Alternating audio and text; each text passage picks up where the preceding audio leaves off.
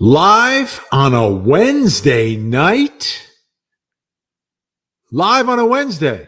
Yes, you are watching this live on a Wednesday night, believe it or not. Those of you watching the replay, you missed it live on a Wednesday night. It was a very rare occurrence. Anyhow, great to see everyone coming into the chat room, and we got the numbers adding up, etc. So this is, think about where we are in this case.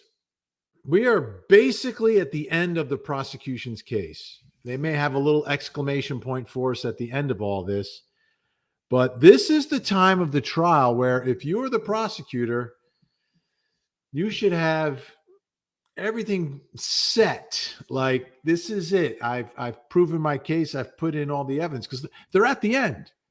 They're at the end. It took them a long time to get here.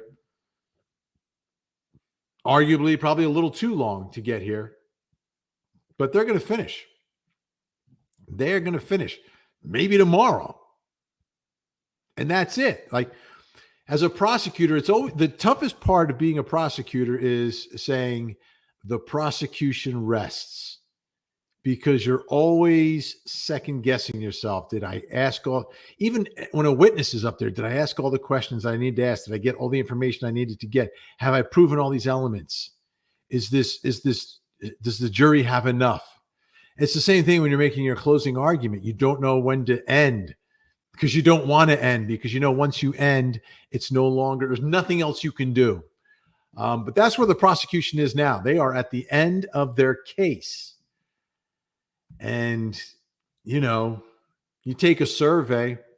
I think some people, the Karen Read supporters haven't changed a bit, right? So from the beginning, because everyone had a very good idea of what most of the evidence would be in this case and what the evidence wouldn't be in this case. So there's a lot of people that studied up on the case and followed all the pretrial hearings, everything else, and had their minds made up. And I don't think they heard anything that changed their minds. There's a lot of people who just kind of joined the case and started watching it and learning and trying to figure it out. There is a faction that believes this whole conspiracy thing from the beginning was malarkey and would never believe it. But I think there's a lot of people, a good number of people that kind of came into this not really knowing what to think.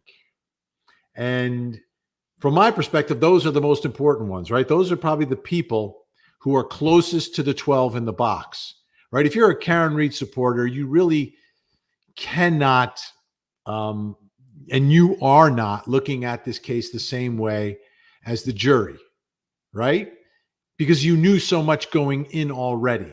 And for those who thought this was just ridiculous, this whole conspiracy thing, they couldn't sit on this jury either. But the people who could be sitting in this jury and should be sitting in this jury are the people who came into the case, probably a good portion of you, not really, knowing that there's something going on here. You've heard a little bit, but now you're watching the evidence.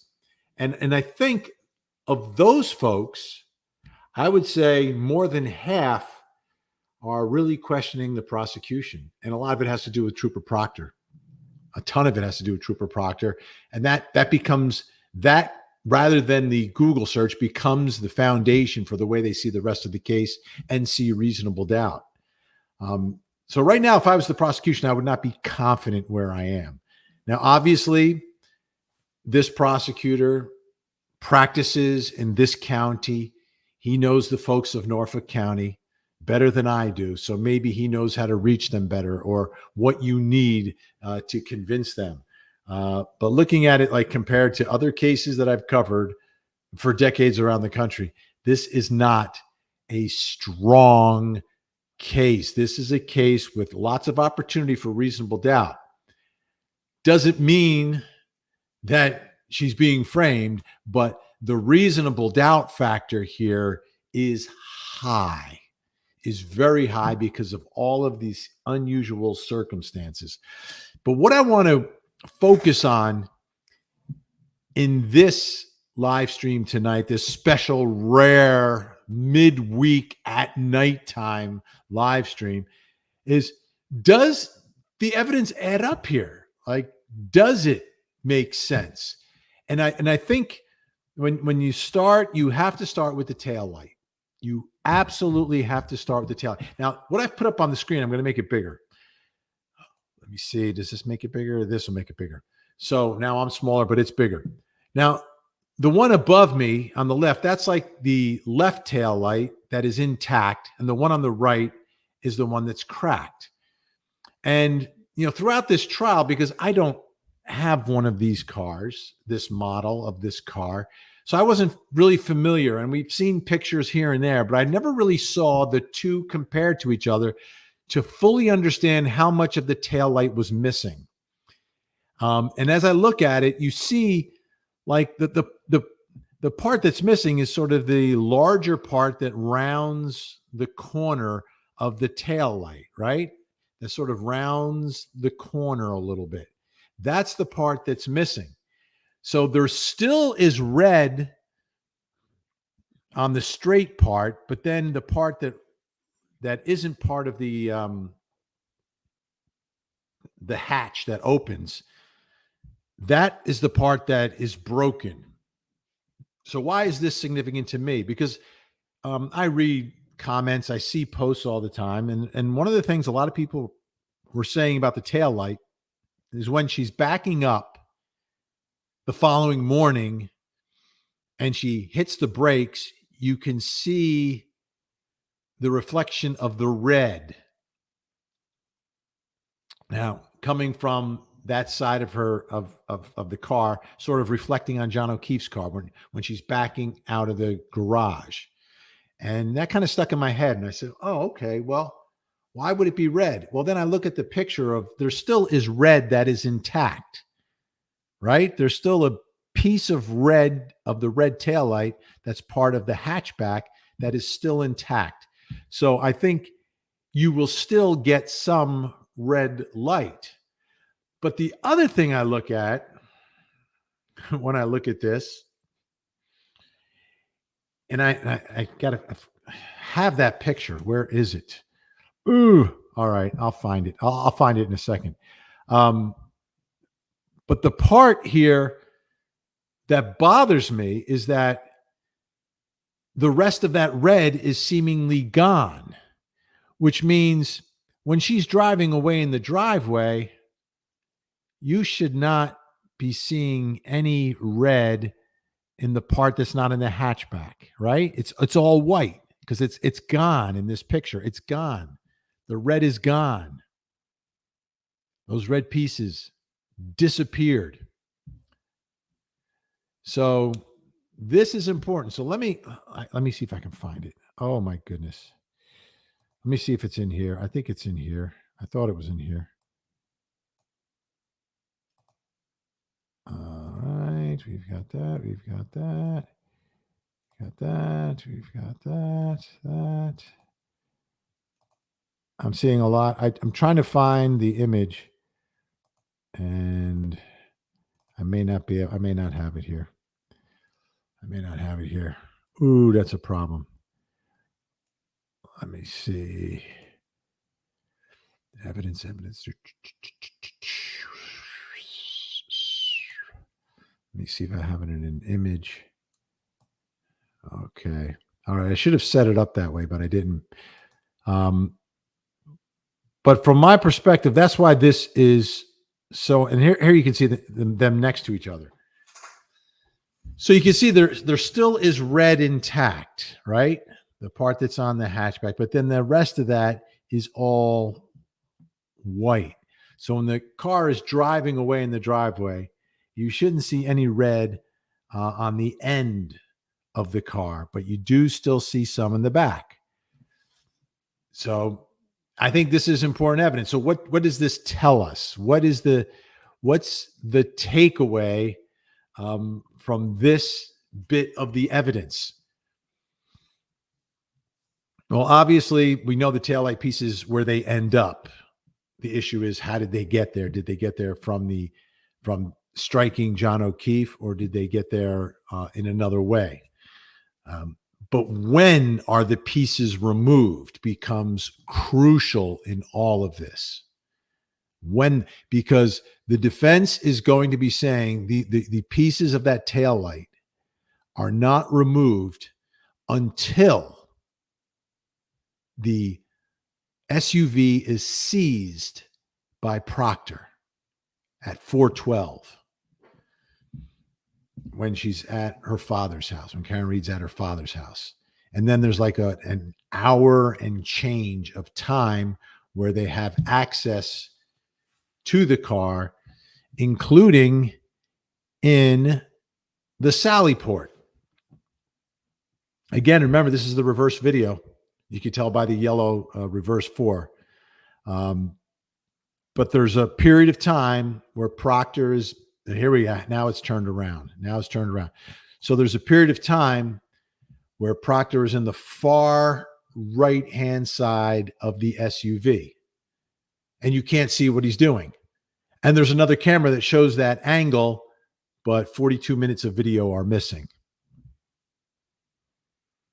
So that's the opportunity. That's the moment when he could potentially seize those pieces of the taillight and then bring them right here to the scene and place them seemingly under the snow, right? So does the taillight evidence add up to striking John O'Keefe? Here's the next problem. The expert. This is where I needed someone to explain to me through some level of science what it takes for a taillight like that to break and how it could break by striking a person. Now, it can happen, right? Because I've spoken on other cases when I was investigating the Stephen Smith case, and we're talking about pedestrians being struck by cars. Yes, there are broken lights. There are broken pieces of the car in those accidents. The rate of speed is much higher in those accidents. A lot of those are, 40, 50, 60, 70 miles an hour when the collision occurs. Here, it's 24. So how exactly does that happen? See, that's what we need experts for. That's the purpose of an expert in a trial, is to provide some information that we don't generally know. It's not part of our general knowledge. We need someone to explain how that can happen and what it would take for that to happen. What's the level, like some sort of science that tells me the level of force and the object striking the taillight, like how hard does it have to be? Could a human bone or an elbow do it? I don't know. I really don't know. And that's what was needed in that moment, because I didn't know what they were going to say. And I thought there was going to be something having to do with that cocktail glass and the taillight. I really did. I thought that would be like I could see a cocktail glass smashing into a taillight and things breaking. Hitting a body, maybe, but my gut doesn't tell me that, because you hit your elbow moves. Like, it doesn't stay stationary. You get struck, it's going to move back.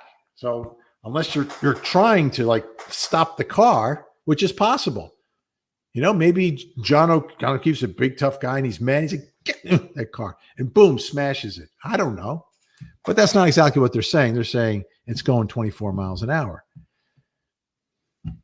So that's what I needed. So to me, this is not adding up yet. And I don't know if it will add up, depending upon how they finish their case. Like, you have not demonstrated to me through credible testimony about how a taillight gets broken by an arm. because that's now what they're saying. And then how that would result in the cuts. Similar to what I have. Oh, what happened to me? What happened to me? How did I get those? What do you think happened to me? Look at this. What happened? Whoa. Was I doing an experiment or something? What does that look like to you, folks? Let's put it in the comments. What do you think happened to me? How did I sustain those injuries? What does it look like to you? Put it in the comments. Put it in the comments. What happened? What happened? So to me, connecting dots. And you fell short. Trooper Joe Paul, my guess, probably a nice guy. Probably a real nice guy. Probably a good cop. But as an expert witness, and you saw what the defense is going to have. They're going to have engineers. That's what I was expecting. That's where my expectations were. Some sort of, well, maybe the medical examiner is the one who'll be able to explain those injuries. That may happen. We shall see. But again, getting back to, does it add up? Right now, not adding up to me. Now, what also doesn't add up, though, is if her taillight was admittedly cracked when she struck John O'Keefe's car, why are there no pieces in the snow there? Why don't I see anything? Why wasn't anything found? All you needed to do was find a piece of the taillight there. And maybe it was cracked and a piece didn't come off. Maybe it was just cracked enough that then you could peel the rest of it off. But, that's not there either. So that's not necessarily adding up. But let's not forget, the defense doesn't have to prove anything. It's the prosecutor. I was a prosecutor. I know what you have to do. You are the one. You can't rely upon the jury saying, well, their story doesn't make sense, so that means I have to convict them. It doesn't work that way. Just because if they don't believe that he was framed, that does not equal a guilty verdict. That's not how it works. It's not multiple choice. It's one side and one side only has the burden to prove something. And I do it all the time. That burden is up here. That burden is up here, beyond a reasonable doubt. It's all the way up here. Defense has no burden. Nothing.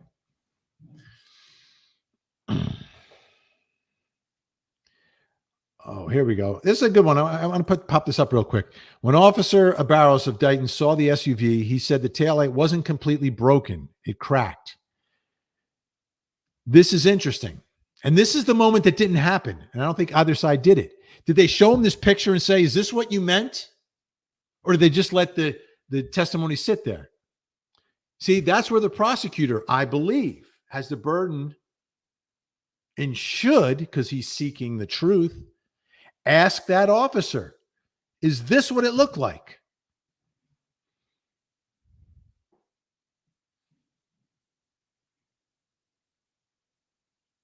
Is that what it looked like? Thank you, Kat Christensen, with us tonight.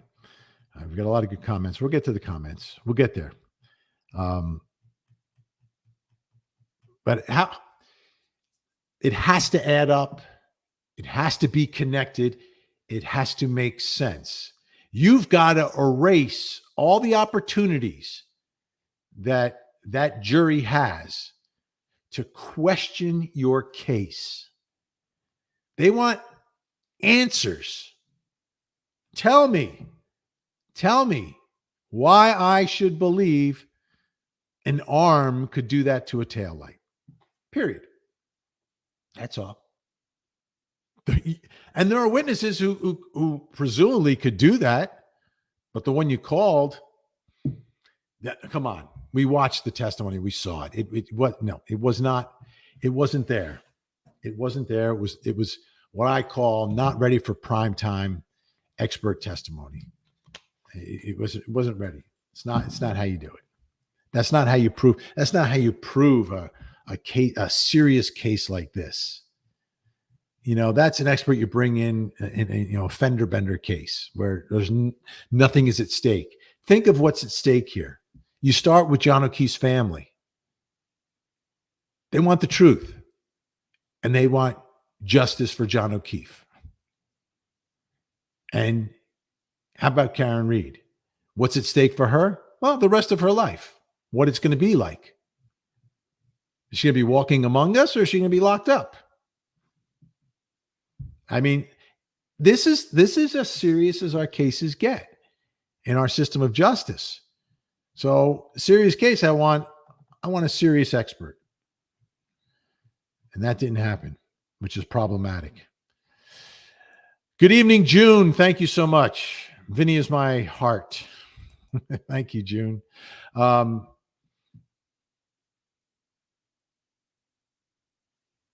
Here we go. Nikki Johnson with a question. I'm curious, what are the prosecution odds percentages for defendants that have testified? No one keeps stats like that. I have been unable to find them. I can only tell you from experience at Court TV. And our cases probably get a higher percentage of people testifying because of the types of cases that we end up covering. Right? We don't cover cases necessarily involving career criminals. It's very rare. It's usually people like Karen Read who maybe haven't been in trouble before. It's generally people like that. So in the cases that we cover, the percentage of people who testify is much higher. I remember when I joined Court TV originally, after the turn of the century, and I was a correspondent, the first 6 trials that I went to go cover, the defendant testified in all of them and was convicted in all of them. But times have changed. We had a little streak a couple of years ago at Court TV where I had never seen such a high percentage of not guilty verdicts. And many of those, like Kyle Rittenhouse, included defendants who testified. I don't know what the odds are, but I've looked at the stats for convictions, and people who go to trial. This isn't just on serious cases like this, but all defendants that go to trial. Between 80 to 90% of them do get convicted. Now it depends also how you define convicted. Sometimes it's not the highest charge, but they do get convicted. Anywhere from 80 to 90% is sort of the range. So the odds are stacked against Karen Read just to begin with, because it is rare that people are found not guilty. Now, why is that? Because most of the people who are arrested are actually guilty. So that's why the stats are skewed that way, because we aren't arbitrarily in our system of justice charging people with crimes. That's not how it works. People who are charged with crimes, there is evidence pointing towards them. And in the overwhelming number of cases, they're guilty, because overwhelmingly, I think over 90%, like 95, 96% of them actually plead guilty, which means they're guilty. So 96% of people get charged or are guilty, and they admit that they're guilty. Then of the 4% that are left that go to trial, 80 to 90% of that 4%, roughly, depending on which survey you're looking at, are convicted. So it's a small number of people who get charged that end up being found not guilty. Now, so the odds for defendants who have testified, I think, are basically the same. Self-defense cases is where we usually see, like Kyle Rittenhouse, where we usually see most of the people testifying in their own behalf, because they have to tell their story. This isn't that case. This isn't self-defense. So there's no need for her to testify to tell her story. Her story can be told otherwise. Her story can be told through her text messages, through her phone logs, and through the fact that no one actually saw her car strike John O'Keefe. So it's not necessary, really, for her to testify. She may. I don't think so. I think the odds are very low on that. I think what goes into the equation here in determining whether someone testifies is whether they need to provide evidence that you can't get otherwise, or it's such an outrageous allegation that someone just has to address it and say, I would never do that. But you have to know who your client is. You have to know emotionally where they are and how they react to these stressful situations of testifying for your own freedom on the stand in front of 12 strangers, answering questions from a prosecutor who is trying to put you away, questions, and you don't know what he's going to ask you. So that's a tough spot for anyone, innocent or guilty. It's a tough spot. But I don't have stats on that, but it's anecdotally, it's been pretty even through the years. Okay. Crime Vlog Weekly. And by the way, who was that? Did I say your name? Nikki Johnson. Yes, Nikki Johnson. Crime Vlog Weekly. Hey, Crime Vlog Weekly. Hi, Vinny, watching you from London. Spot on. Thank you, Crime Vlog Weekly. Or should I say spot on? That's bad. That's a bad accent. I've been deep into the Massachusetts accent. Okay, Melly reminding everyone, hello, wonderful humans. Make sure to like and subscribe. If you're watching tonight, hit the like and make sure you subscribe. We're just getting going here, and we're close to 3,000 already. So great to see everyone. And thank you, Melly, with Frankie Figs and Gen X, of course, our mod squad, Vinny's Angels, keeping law and order in the chat. Be nice. Don't make it personal. Don't make it personal. Make the arguments, but don't make it personal. Here's my friend Green Wool Witch. Thank you, Green Wool Witch. We were hanging out in Crime Con a few weeks ago. Let's see who else is in tonight. Laura Wagner. Will Proctor get fired when this is over? Good question.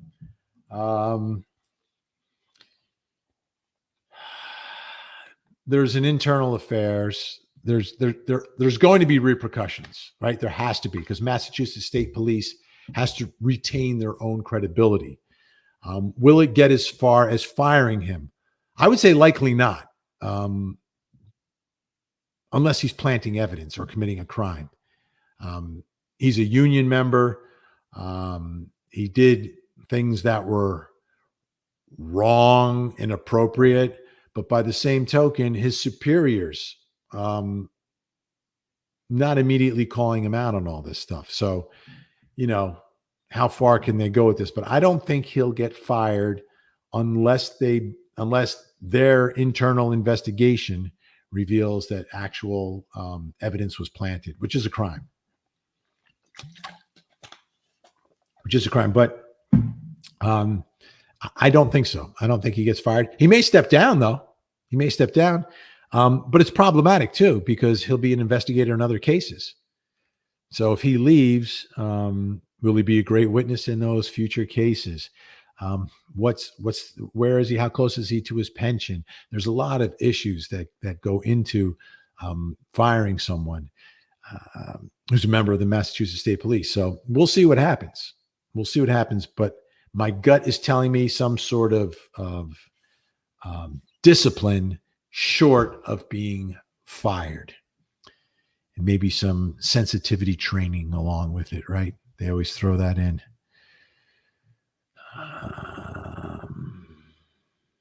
Let's see.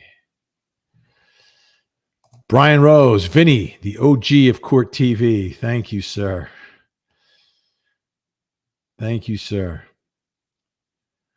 All right. We have folks on Facebook watching tonight too. Kim Queen. The whole entire case was staged. The chief of police should be questioning as to why they did not get a warrant to search the house. All the evidence is or was there. So thank you, Kim Queen. This is interesting too, about the search of the house. Should the house have been searched? I had a homicide detective on my show the other night, asked him that exact question, right?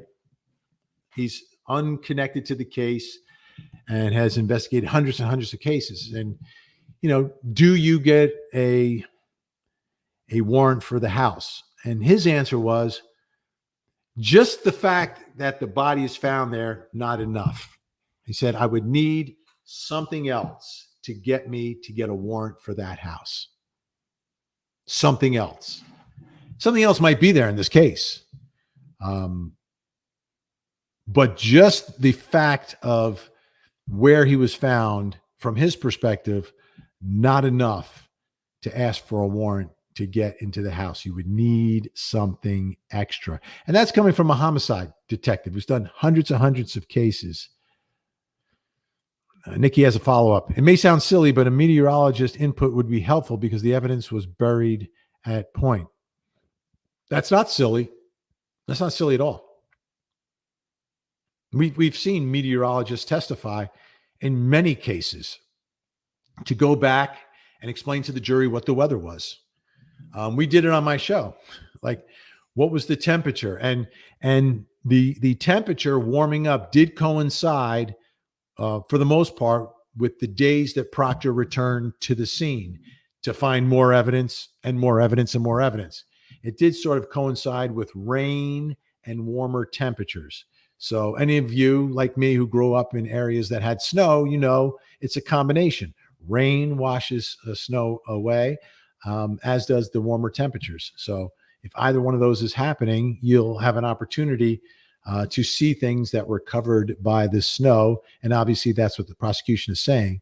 But a meteorologist, I think would be great for the jury. The jury's not allowed to look that up. Remember, they can't do their own investigation. So you want to give them as much information as possible. And Nikki, I'm with you. I would do that. Gringa, Emmy said manner of death undetermined, but she can testify on cause of death, though. Is that correct? Yeah, manner and cause are two different things.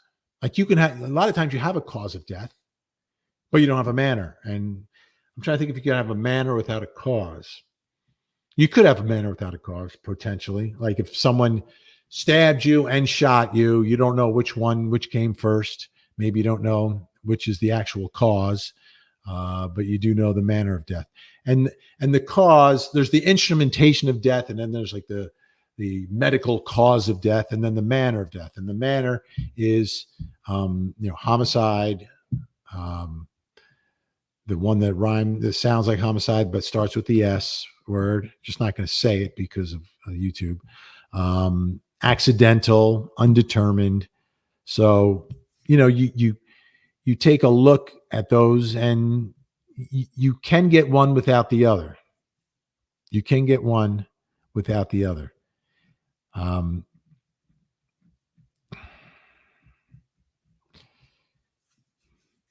You say that the cause of death is your head hits the ground, right? And whatever the impact is of your head is what causes the death, and you hit the ground.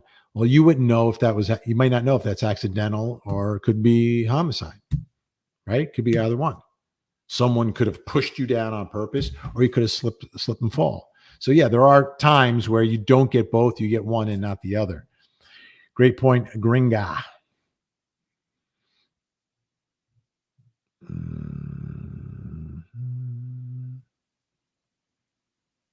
All right, Tammy Irwin, I think whoever saw my cousin Vinny, my cousin Vinny's girlfriend or fiance by the end of the show. I forgot the character's name and I forgot the actress's name. I don't know why. I guess because it's at nighttime. But that's who Tammy is tonight. Polycarbonate is considered almost unbreakable, is known for its exceptional tensile strength and resistance to breaking under tension. It's 200 times stronger than glass. So what does it take, Tammy? Because it did break, right? It did break. So it is breakable, but the question is, what does it take to break? And that's where I need the expert. That's where I need Tammy to get up on the stand, take the oath, and explain to me what it would take. Thank you for that, Tammy. Oh, okay. People are guessing on my injury, right? Okay. So we're trying to guess Did I get this from Zuko the dog? My dog? Is that from my dog? Or is that from something else? I got bit by Chloe. Fell off my bike. Playing tennis. Yard work. Mountain bike. Hit the car door. Took a tumble on your bike. Not a dog bite. Burning. Dog bite. Bike accident. Rubbing bushes. A lot of people think it's the falling off the bike. Oh, look at this. You fell at a 90-degree angle on concrete on a 74-degree day. That's very specific. Oh, this is great. Shanked. Thank you, Raggedy Hobo. Scraped on a fence. Fell off a bike. Pickleball road rash. Patty is the closest, but it's not pickleball. It's not pickleball. Dog bite. You weren't bit by Alexis. Again, pickleball. That's probably the best guess. No, what happened was Sunday playing baseball, diving back into first base. Had short sleeves on. Scraped my arms. Shouldn't have done it, but I did it. So it's interesting, right? The pattern of that, that looks like a scratch, and it is a scratch, but it's scratch from the ground, the dirt, the gravel by first base. All right. But I do play a lot of pickleball, and I have done that once in pickleball. I ran into my pickleball partner, and here's Ginny. Your wife beat you up. You did a pirouette. Cindy, love bites. Oh, man, this is great. Thank you all. But no, baseball. This was baseball, and it's like hitting the ground at first base. It was ugly. It was ugly. All right, Jackie M. Hi, Vinny. I've been missing a lot of lives. Wanted to at least say hi to my favorite expert. Hello, Jackie. You break things down so precisely. Always love hearing your analysis of evidence. Thank you so much. Thank you so much. Yeah, everyone's saying pickleball or bicycle. So it is kind of like that. There we go. Vinny, you should plead the fifth. Yes, indeed. Okay. Let's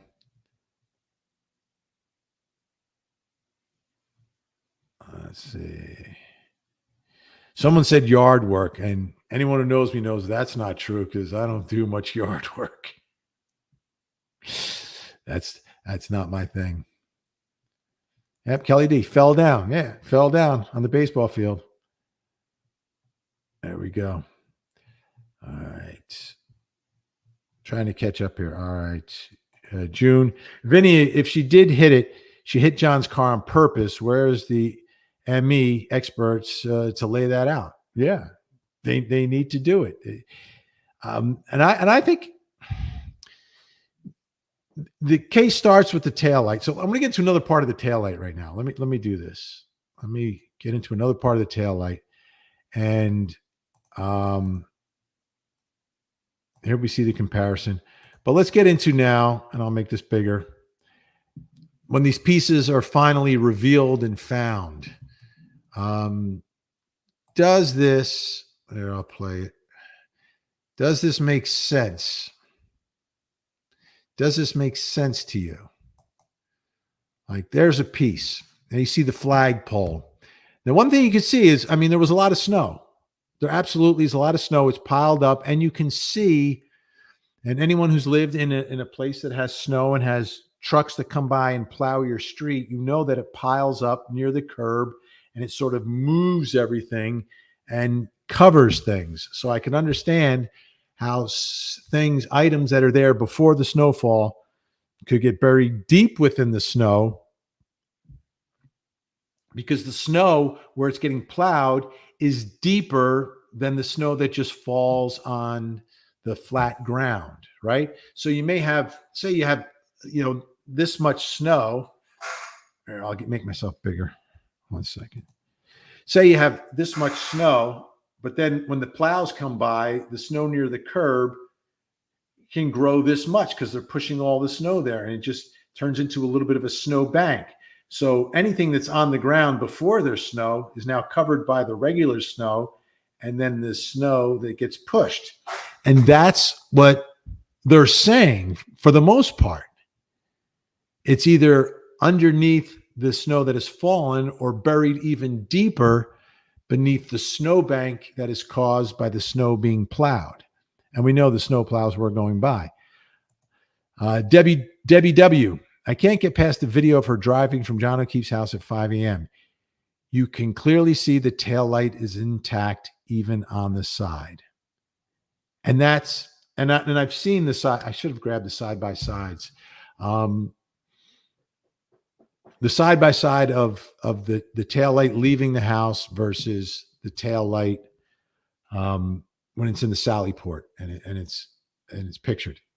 Do they look the same is the question for the jury. These are the things the jury will do because everything's in question. The experts aren't agreeing. No one's agreeing about when the taillight is broken. So the jury's going to say, listen, I have 2 eyes. We have 24 eyes. Let's look at these pictures. What do you see? Do we agree about what we see? And it could be enough, right? Because you just have to raise the reasonable doubt. You don't have to prove your case beyond a reasonable doubt. Just raise a reasonable doubt, Karen Read. If they believe that that tail light is intact when she takes off, it's game over. That in and of itself is game over. Because then we're entering a world where there is a very good possibility of evidence being planted. If the jury believes that the video of her driving away at 5 a.m. from John O'Keefe's house does not match up with the taillight from the Sally port. If there's a difference, then I don't know how they could come to any other conclusion other than there is a chance that this stuff was planted. And if there's a chance that this stuff is planted, I cannot find someone guilty beyond a reasonable doubt. See, now that falls very short, far short of proving a conspiracy. But do you really think that a jury will convict someone if they think there's a chance that the lead investigator planted evidence? No, I can't imagine they would do that. Would you do that? Would you do like even if like you thought that the person was guilty, right? You thought that the person was guilty, and maybe you even think the investigator is just trying to make a stronger case, right? Like, yeah, she did it. Maybe the evidence wasn't there, so they wanted to make sure the evidence was there. So he planted a couple extra pieces of tail light just to make it look good. If you believe that, you're not going to vote guilty. You are not going to reward investigators for doing that. So that's why I think for the defense, the case has really changed. Pre-trial, it was conspiracy. We can prove it. Smoking Google, this, that. Now I really think it's going to be narrowly. They may make those arguments out here, but here, the meat of what they're going to argue and the way they want to marshal this evidence is a dirty cop, biased lead investigator who you cannot trust. You cannot trust him beyond a reasonable doubt. That's where I think they're going. And it comes down to what Debbie W is talking about here. That could be the crucial piece of evidence in this case. But what do you see when you look at this? You know, what do you see when you look at this? I got to take Debbie's comment down. Like, what do you see here? Does that look like it's planted? Or does that look like, you know, it was uncovered as they started to like scrape back? And you know, the guys are out there shoveling. We've got pictures of that. Let me see if I can get to that. That's the sneaker. Let me get to the shoveling. Where's the shovel? We'll get to the sneaker in a second. I think that. Here they are. So here they are at work.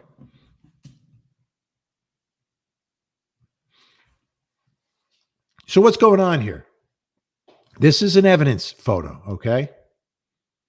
Are they busy planting evidence, or do they look like investigators who are digging through some snow looking for evidence?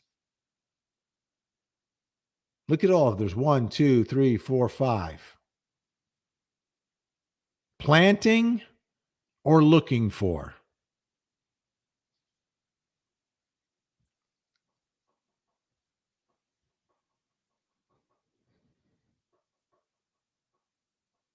What do you think? What do you see when you look at this picture? What does this picture tell you? What does it tell you? It gives us a good idea of the conditions that night, and they're out there with shovels because it snowed. They may not be finding anything. All right, let's go to Melly here. But Vinny, what about the other DNA found on John? So the unknown DNA found on John, they excluded Proctor, right? They excluded Proctor. I don't know where it came from. I don't know. I don't know what it means.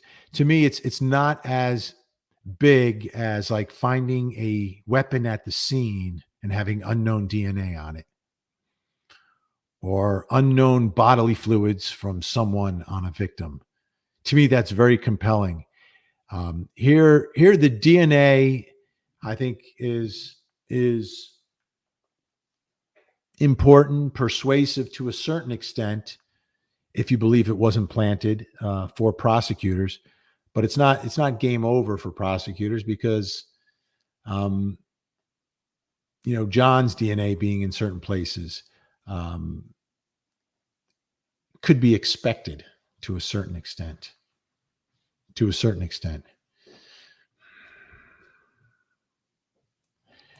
Gringa, will you be commenting on ex parte drama in YSL? Not tonight. No, not tonight.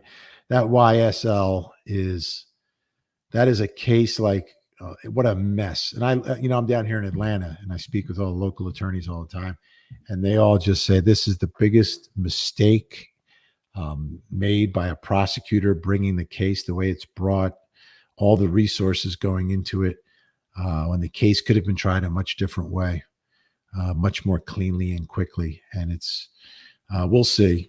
Unfortunately, they're trying to put on a show. I don't think they're going to get convicted. I think it's going to be a not guilty at the end of that case. But we'll see. I've been wrong before.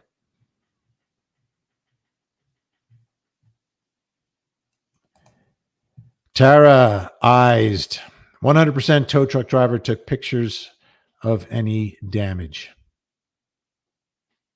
Ooh, that's interesting. Did the tow truck driver take pictures of the car when it was seized?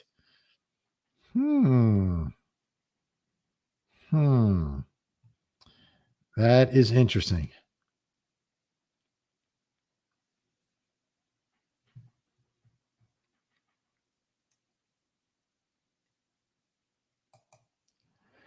Vinny's like Elvis. The gals. I'd like to see the shirt, Vinny. Did it get torn to shreds? The shirt. Let's see. Got sneakers. Do I have the shirt? I don't even know if I did the shirt. Let me see. I may not be doing the shirt tonight. The shirt has the holes poked. Yeah, I'm not focusing on the shirt tonight. I was focusing more on some of these scene pictures. Now, I want to talk. Thank you, Rich, buddy. I want to talk for just a minute about the sneaker. Okay? Because when the pictures first came out, people were saying that he's wearing two different shoes, different colored soles, right? And here we see it in the snow. Does that look like it was planted? Do you see a planted shoe there? Is that a planted shoe? Be honest. Is that a planted shoe? Is that a planted sneaker? Does that look planted?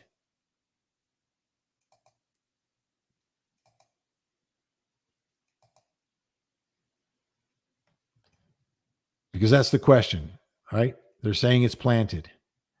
Because if the shoe is there and it's not planted, that is very consistent with a motor vehicle strike. Shoes come off. Shoes come off. Very common. So was it planted? Here's a closer look. And this is when everyone was saying the sole was black, I think, from this picture. But then there's this picture.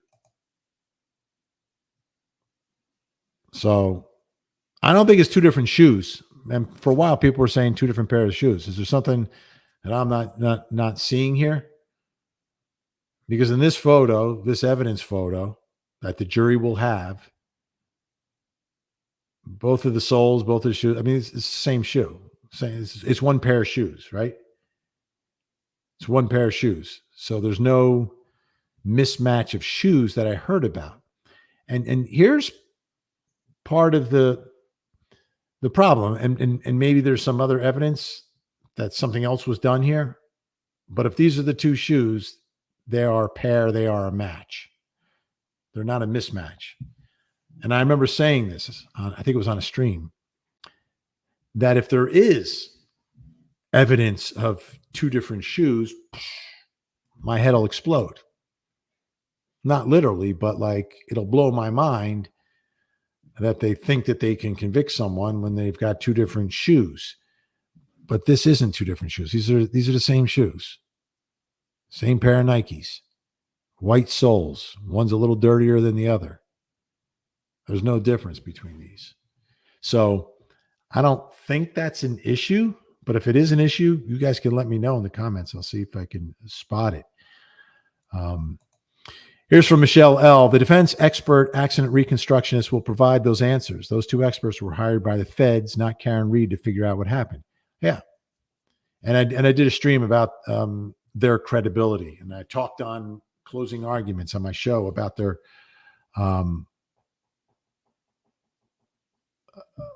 credibility. And they're far more qualified than the trooper, far more experienced, will be able to explain things much better. And they're not even getting paid by the defense. So they come in from a very strong perspective. Would they alone be reasonable doubt? Well, let's see exactly what they say. Let's see exactly what they say. Do they leave the opportunity open? Do they say it's more likely? How much more likely? What exactly is going to be their standard of telling us that what they saw is not consistent with an automobile striking John O'Keefe? The troll mafia official from Massachusetts. Do you have any sympathy for Jen McCabe, Colin Albert, any of the witnesses, the O'Keefe family, for the way they've been treated? You're not disturbed that Karen has had involvement, 189 phone calls. I think if you've been watching my show, Closing Arguments, you've seen part of this. If someone has been falsely accused of doing something like this, like Colin Albert, a 17-year-old, like Jen McCabe, whose family has been dealing with a lot, if they are factually innocent in all of this, then that's a tough spot that they got dragged into by the allegations made by the defense. Absolutely. The O'Keefe family, how have they been treated? Now, I haven't seen anything relative to them at the courthouse when I was there. I don't know if something happened that I don't know about, but for the O'Keefe family, I see them in court every single day, and I see them like I've seen hundreds of victims' families trying to get some sense of justice, and not trying to get closure, but trying to turn the page and get to the truth and seeing that the person that is responsible is held accountable for what they did. So yes, Karen's involvement in 189 phone calls. Are we talking about phone calls to members of the media? Anyone can give information to the media, right? So the way a criminal case works generally is someone is charged with a crime. Under our law and our system of justice, they're presumed innocent, but obviously they're not seen that way by the public when you see a picture of them in a mugshot, when you see them in handcuffs being arrested, when you see them being brought into court and formally charged, right? All of that makes someone look really bad, look really guilty. Their life is turned upside down. Now, like I said earlier in the show, I think it's probably over 98 to 99% of those people will eventually be found guilty. But there's a small percentage that is found not guilty. There's a small percentage that might get convicted and be innocent. Very small. I mean, very small. But the Innocence Project has done great work in overturning them. So they're in the same position that anyone who is falsely accused is in. So Jen McCabe, Colin Albert, wrongly convicted people, all in the same exact place, if in fact they didn't do what they were publicly accused of doing, whether it's by the defense or by a prosecutor or by a member of the media. To me, there's no difference in all of that.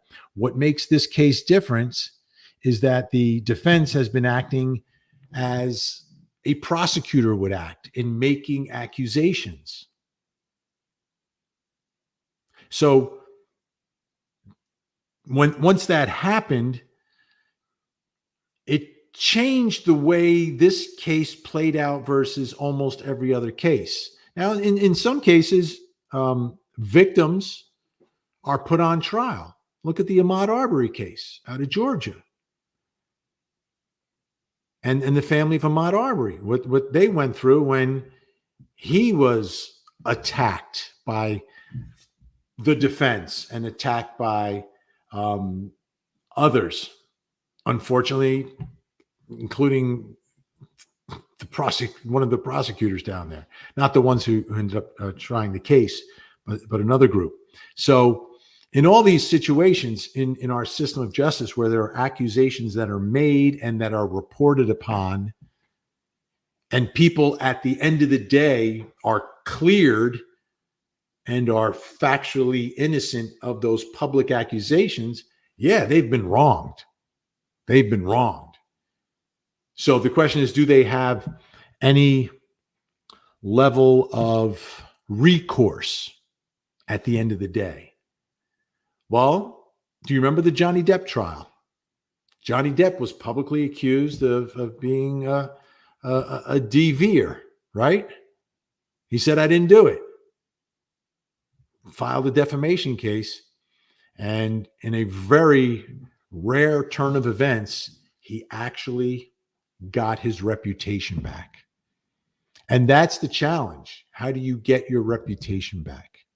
And for Jen McCabe, Colin Albert, anyone else who may at the end of the day be 1,000% factually innocent, that's the challenge. How do you do that?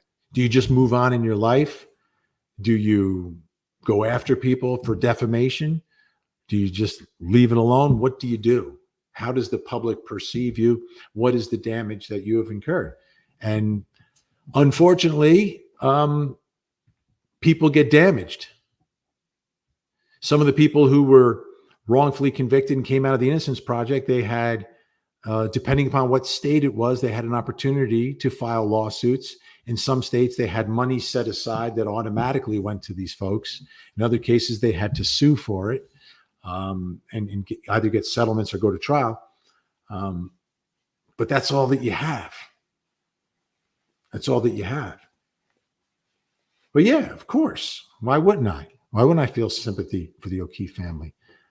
Who doesn't? Who doesn't? Jen McCabe, Colin Albert. Let's see what the jury tells us at the end of the day here.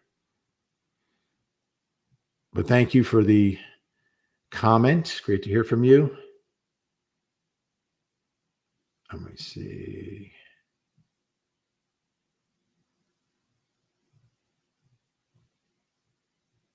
Some great comments tonight, by the way.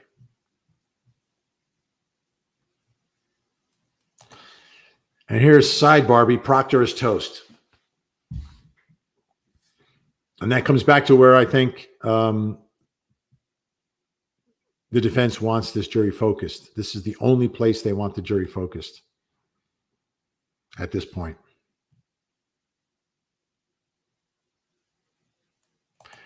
And June, yeah, defense experts, feds pay them, concluded that's not consistent. But not consistent to what extent, though, right? I want to qualify, like, is it impossible or is it more likely? I want to know what the standard is exactly and how they are going to word this in front of the jury if, in fact, they're permitted to testify.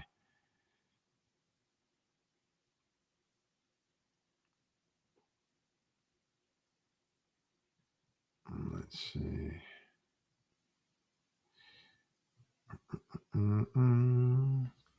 It's interesting because when I go through the comments, sometimes the comments are responses to conversations that are taking place.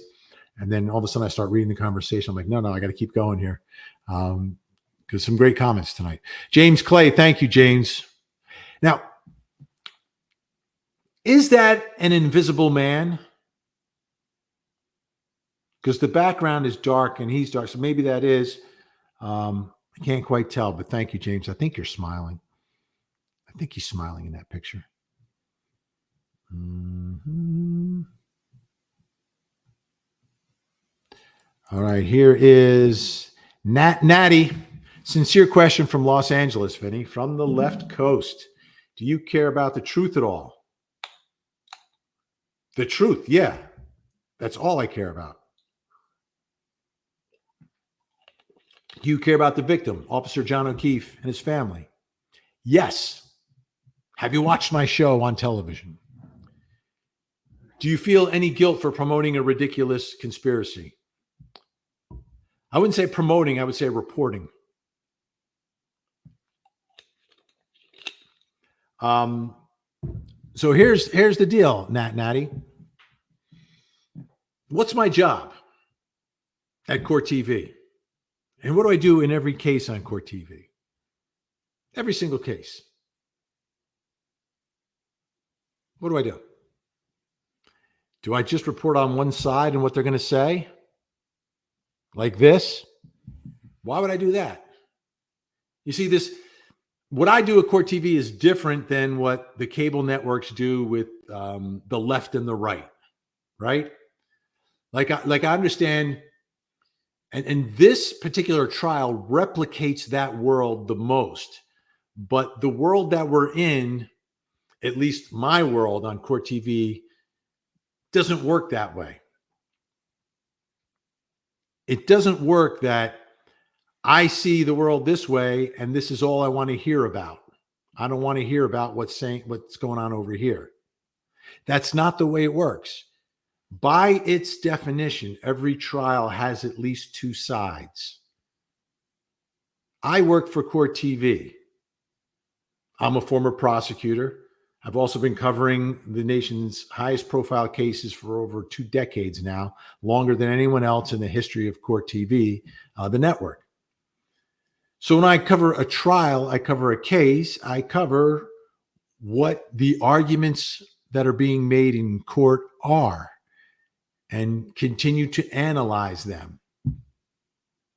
So, like, guilt for promoting a ridiculous conspiracy is coming from a perspective that I should only talk about the prosecutor's evidence, and I shouldn't talk about half the trial that we're covering on Court TV. Now, for my job, that would make no sense. I wouldn't be doing my job, and I would be doing this trial differently than I've done any other trial in the history of my career. Every case, Madeline Soto, I will bring up the arguments, and I've been talking about the arguments that he will make and the evidence that he will likely present in court to try to prove or raise a reasonable doubt. I do it in every case. When Jose Baez made his opening statement in that trial where I didn't believe he had the winning side based upon the evidence I saw, when he made that opening statement, my headline was, Jose Baez just turned this trial upside down. I wasn't cheering on Jose Baez, but I was being honest about the way he just completely changed the nature of that trial with his opening statement. And in the end, it was effective and worked. And that's what I said at the end of the case. I didn't agree with the jury's verdict based on my viewing of the evidence. It's not the verdict I would have come to, but I reported both sides. And the other thing that I do on my show is we invite everyone on, both sides, any side. I'll talk to anyone, and I don't tell them what to say. I don't. And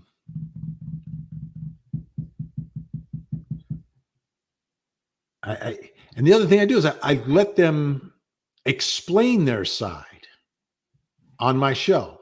That's just my tact. Now you get into the world of left, right, or someone else who would cover court cases differently than I would. They would approach certain interviews in certain cases and certain guests and evidence in a certain way.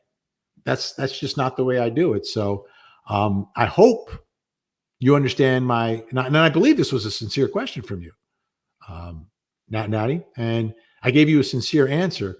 And I don't feel any guilt because I haven't done anything differently in this case than I've done in any other case.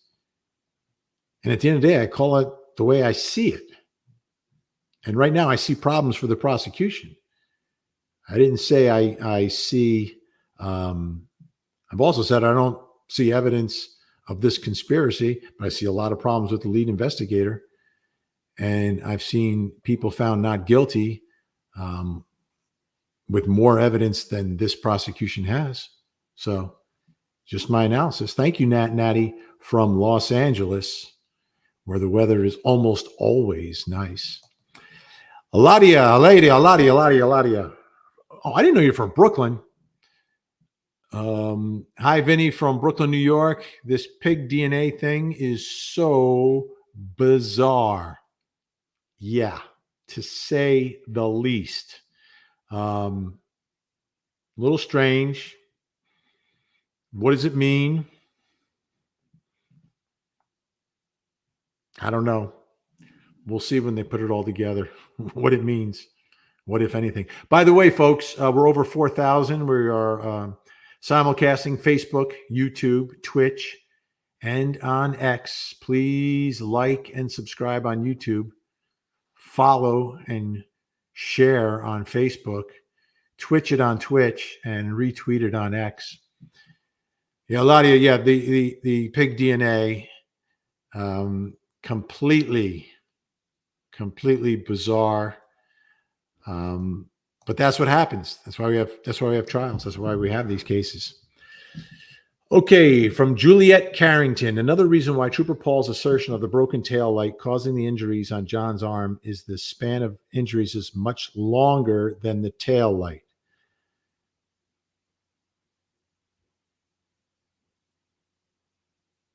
Is the span of injuries is much longer than the tail light. I think another part of that is, and again, you need an expert to be much more in depth in explaining this. But you have things in motion. When things are in motion, it could change. An arm is moving. It's not stationary. So I think that could impact potentially in trying to explain these injuries, maybe that would expand the length of them. But I still need someone to explain so it seems that the arm would, from what the prosecutor is saying, the arm would be impacted, shattered, and then impacted again, or then scraping along. None of it have to be a double impact, I think, because you have to break the glass, the tail light first, then the sharp edges have to puncture you. So it seems that would take two impacts, unless the one impact would shatter it, and then you push in and get punctured by whatever's left. If they can line that up, this is what you need from the prosecution perspective to really have it click in with the jury, is show them something, like match something up forensically. Like, can you line up the edges of some piece of the taillight, whether it's the taillight that's in the casing or broken up, and match it up with the injuries? You need to do that. You really need to do that to win the case, to eliminate the potential for reasonable doubt.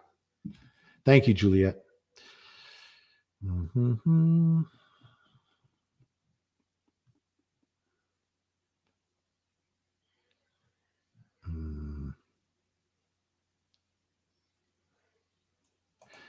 Aaron Wilcots, Vinny gets my full attention. I got to break down and get a membership. LOL. I don't have memberships. I don't think we have memberships here. I think that's something else. There shouldn't be memberships on my YouTube page, I don't think. Unless YouTube does that automatically. Facebook did that to me, like, automatically. I didn't do anything, and they were doing memberships. It's weird.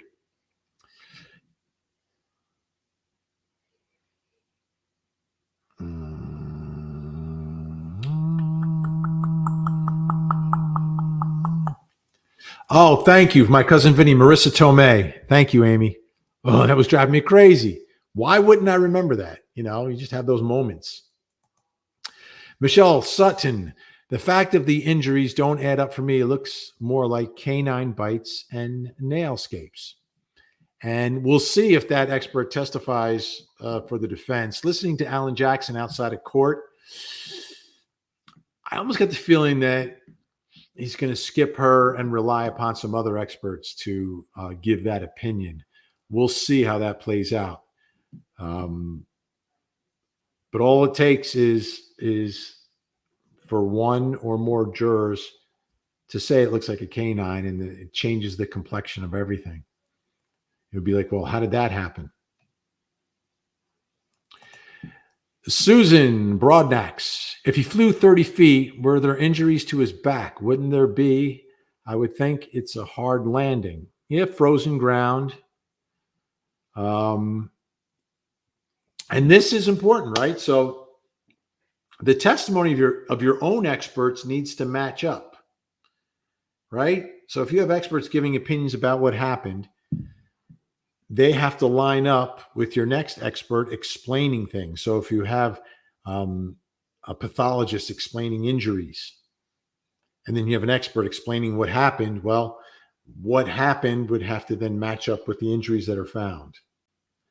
And if injuries aren't there that you would expect to find, that may come out during cross-examination. So great point. Looks like you're ready to do some cross-examination. Absolutely.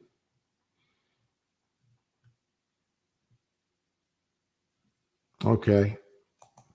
So Kalea, taillight bounced around and put scratches on his arm. When you say bounced around, saying like he bounced into it, or he hit it and then the car kept coming and he hit it again? So it's more than a scratch, right? So it's a puncture of the sweatshirt. So it's got to be sharp enough to go through the sweatshirt, and then scratch. right? Because there are those marks like that. So it gives you that superficial wound, but first it has to puncture the sweatshirt. I think that's an important part of this as well. All right. Who else do we have here? James Clay. Nick Rocco is a witness intimidating scratch ticket addict, yet you platform him as a free Karen expert. LOL. Pathetic, says James Clay. He runs the Facebook page. He's inside the courtroom. He reads all of the papers and read all the papers before the trial. So he knows, and he has some level of connection to the defense team as an insider, which is how he gets inside the courtroom to be there watching each and every day inside there. So you tell me. Mm-hmm.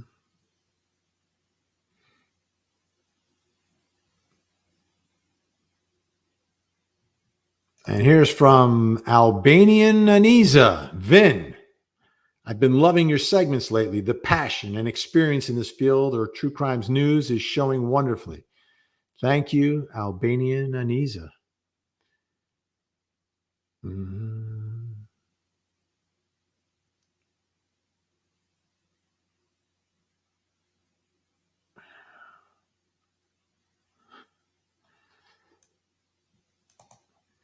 Cindy Burks, what was up with the pig DNA found on his? I don't know. I don't understand that. Melissa Mullins Waters. Hello, Vinny Politan Court TV. Great seeing you live on here. Thank you for watching, Melissa, on Facebook. I've been looking for some Twitch or X comments. I haven't been able to track them down. Da-da-da. All right.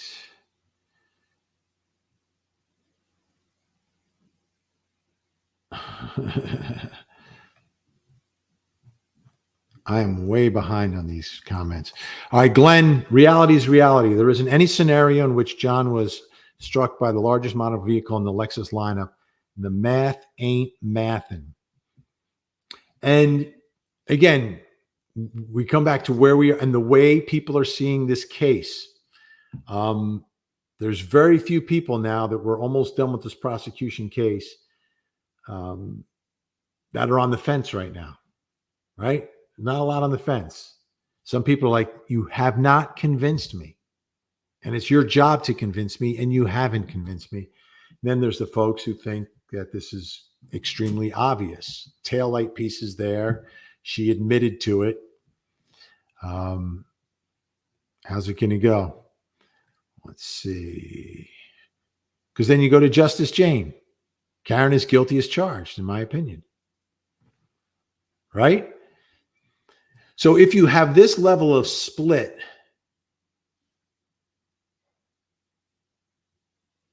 if you have this much of a split with the public, what it's telling me is you're going to have a problem as a prosecutor.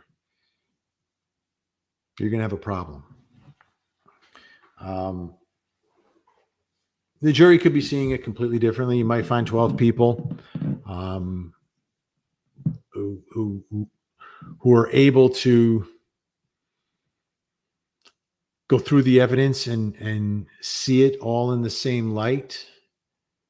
But with the strong opinions I'm seeing on both sides of this, and this coming from people who aren't there connected, right? Not part of one movement, not part of another movement, not connected to the witnesses or the family, not connected to the Karen Read movement, just those people in the middle that are digging in their heels,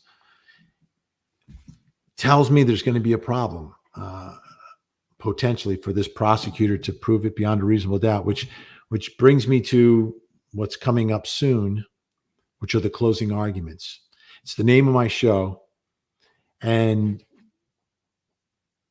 a case like this, the prosecutor needs to make a difference. This reminds me a lot what's happening in this case with the Michael Skakel case. He was a Kennedy cousin accused of in the Martha Moxley case years ago, and it was an older case. Like, he was a grown man and he was being charged for what happened when he was like a teenager. And I was covering the trial, and throughout the trial, we're watching witness after witness, the evidence. And I'm telling you, those of us that were there in Connecticut were like, he's walking at the end of this. He is walking at the end of this case. But then the prosecutor made his closing argument. And the way he marshaled the evidence, put it together, was one of the best closing arguments I've ever heard. And it was one of the few closing arguments that was an absolute game changer. After I heard that, I said, wow, I think he's going to be convicted. He was. The conviction was eventually overturned years later. But going back to the trial itself, that was a case where day after day inside the courtroom, it just looked like the defense was winning. Prosecutors were mumbling and fumbling and not getting it done, and reasonable doubt was sprouting up everywhere. But then the way the prosecutor put it together and posed a couple, and I can't remember what they were, but posed a couple of like very provocative scenarios that when you thought about it, you're like, yes, he has to be guilty. And it was amazing because it didn't come up during cross-examination. It was like he had it in his pocket the whole time, and he waited till the end when the defense could not respond to it, and he laid it out there. And wow, it worked. That's what needs to happen here. That's what Lally needs to do. When he's going last, when he has the final word and the defense cannot respond, he needs to put this together and explain why there is no other verdict that makes sense in this case. That's what he has to do. Crime Vlog Weekly. Hi, V. The fact that the FBI give their finding of thousands of pages of evidence, why did this trial continue? Don't make sense. UK is watching.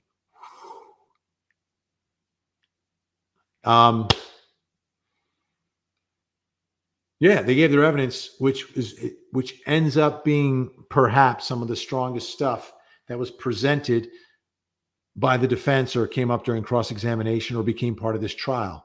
Things like the private text messages came through the federal investigation. These experts that the defense that fell in their lap come from the federal investigation. So I don't think that the DA and the feds see things eye to eye. That's all I'm saying. I don't think they see things eye to eye there in Massachusetts.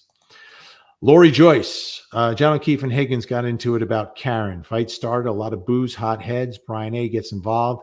Chloe thinks her owner needs protection, biting John O'Keefe's arm. And that is a theory. I don't know if they'll be permitted to make that argument. I don't know if they will make that argument. But this is the way I want you to think about it now, Lori. Turn it around. Because now we're accusing Higgins and Brian Albert of a crime.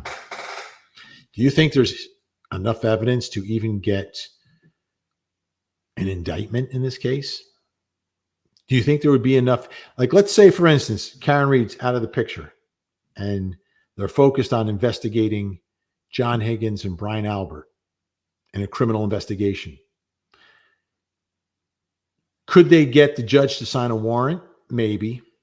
Could they? Is there enough evidence to bind it over for trial to get an indictment from the grand jury?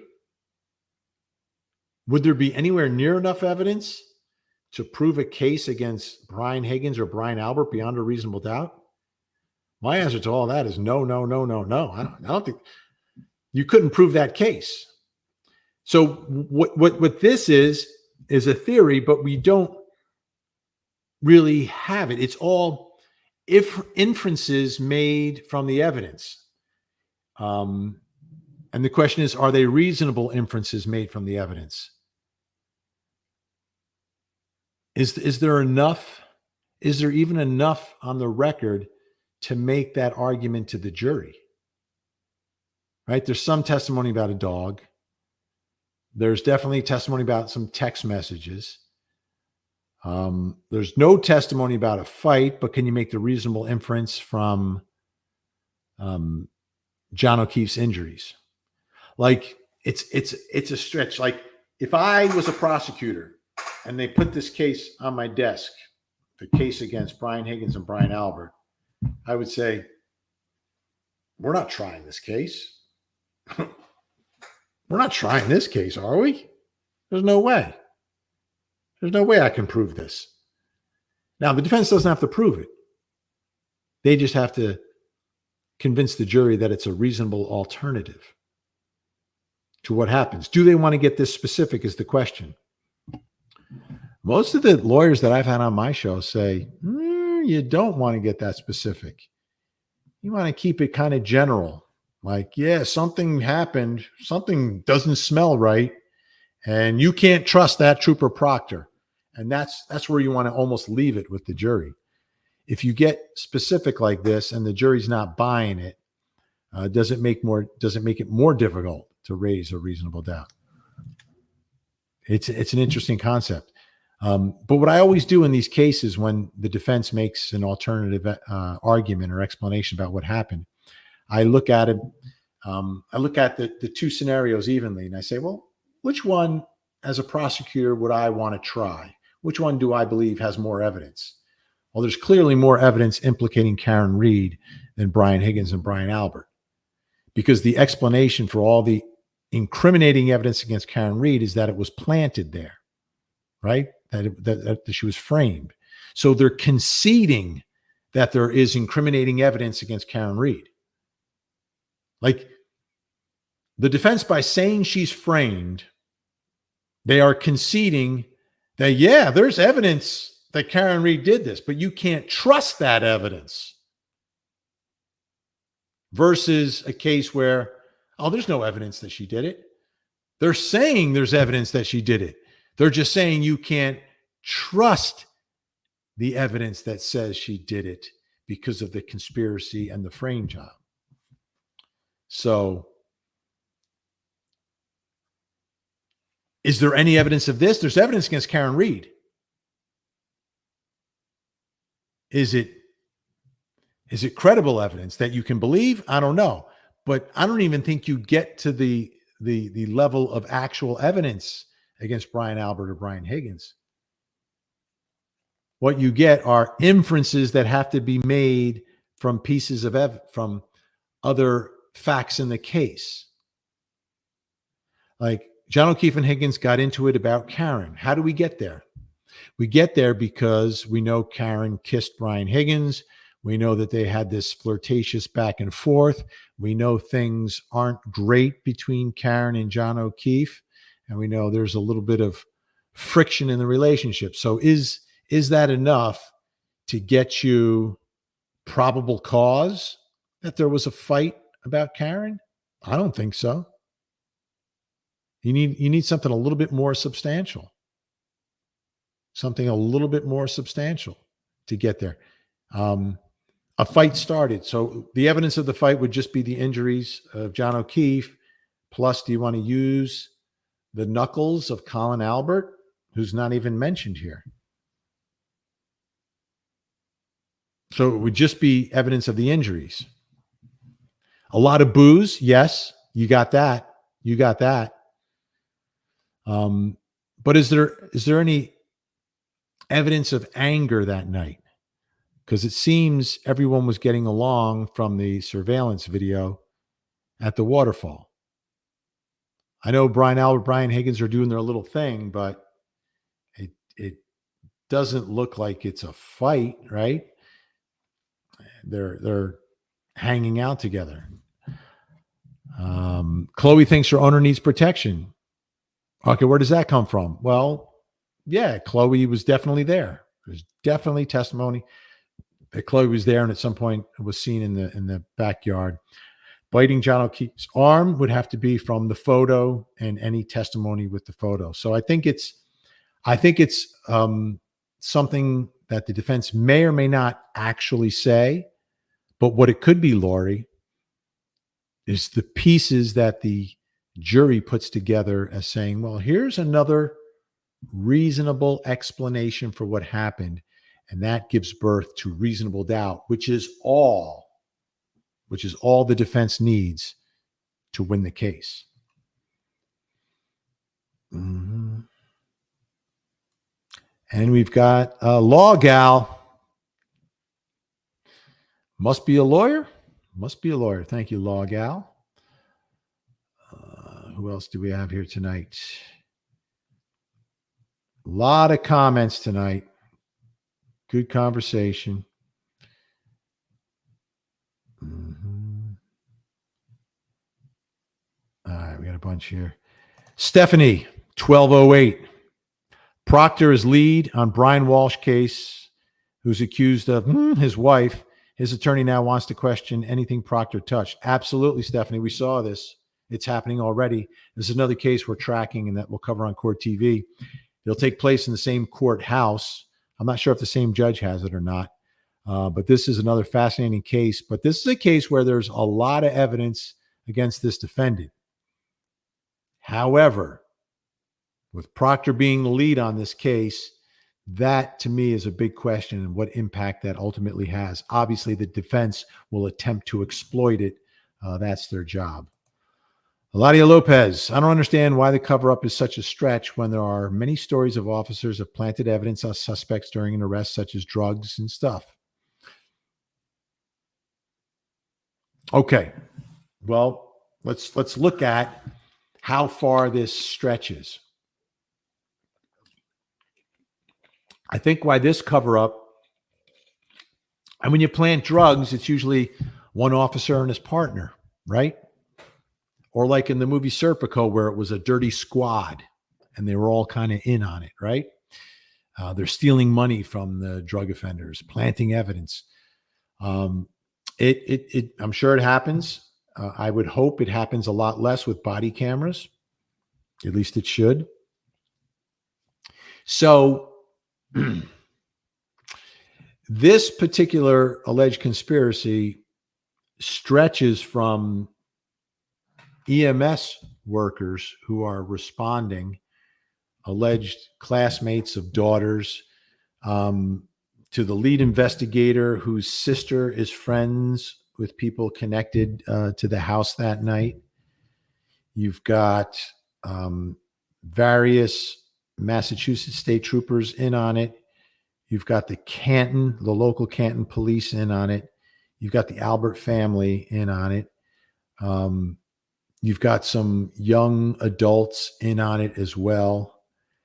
To a certain extent, I believe they've also sort of implicated the DA himself, Morrissey. So that's why I think some people are arguing this is a stretch because of how wide this conspiracy is alleged to stretch, and no one is cracked. No one is cracked. That's why I think people are arguing it. I hope that clarifies that. Beautiful, messy ball. But Vinny, they already had cleared the scene. That's a big problem here. Now, and that's a different case. That's different than a cover-up. Like sloppy police work is a problem. It always is a problem. Finding evidence after the fact would always be a problem, especially when the scene is not secured, because there could be more than one reason why and how evidence is found or evidence is lost. They clearly should have put up the crime scene tape and until they found the last piece of evidence, but they didn't. Heisenberg is back. Vinny, what comes after this case will be detrimental to Karen. Everyone that has supported her will feel very embarrassed in the end. The reaction. This case doesn't end with the verdict, regardless of what that verdict is. Now, obviously, the verdict could be guilty. You know it's not going to end there. There's going to be appeals. There's going to be protests, etc. The verdict could be not guilty. The case continues. We need to find and prosecute the real killer or killers. We need to get rid of these cops. That happens. Hung jury, it's not over because then you retry the case. So no matter what happens at the end here, this is not going to be over, but there will be a very visceral response. A very visceral response. And let's just hope at the end of the day, there is no visceral response at the jury themselves. The jurors did not voluntarily come down there. They were sent a notice in the mail. They were chosen or not excluded by the prosecution or defense, and they need to make their decision. We can agree or disagree with their decision because we're all seeing and hearing the same evidence on court TV. So, abiding by the jury's decision is one thing, but we as free Americans do not have to agree with the jury, especially in cases when we've seen the evidence ourselves. Now, we have to accept it to a certain degree, unless there is evidence of jury tampering or juror misconduct. We have to accept that verdict, but we don't have to agree with it. We can disagree with it. Thank you, Heisenberg. It will be interesting to see everyone's reaction, and just hope cool heads prevail up in Dedham. Radio Gatineau, pieces of broken lights at John O'Keefe's iRing video.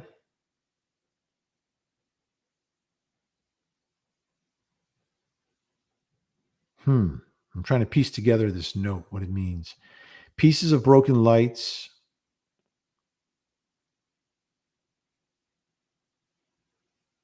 at John O'Keefe's ring video. Are there pieces of broken lights on the ring video, whether it's on the ground or on the car as it's leaving, I guess is the question. And a lot of people looking at that video do not believe that they see a smashed tail light in the same state that the tail light is at in the photos from the Sally Port. By the way, how much do I like saying Sally Port?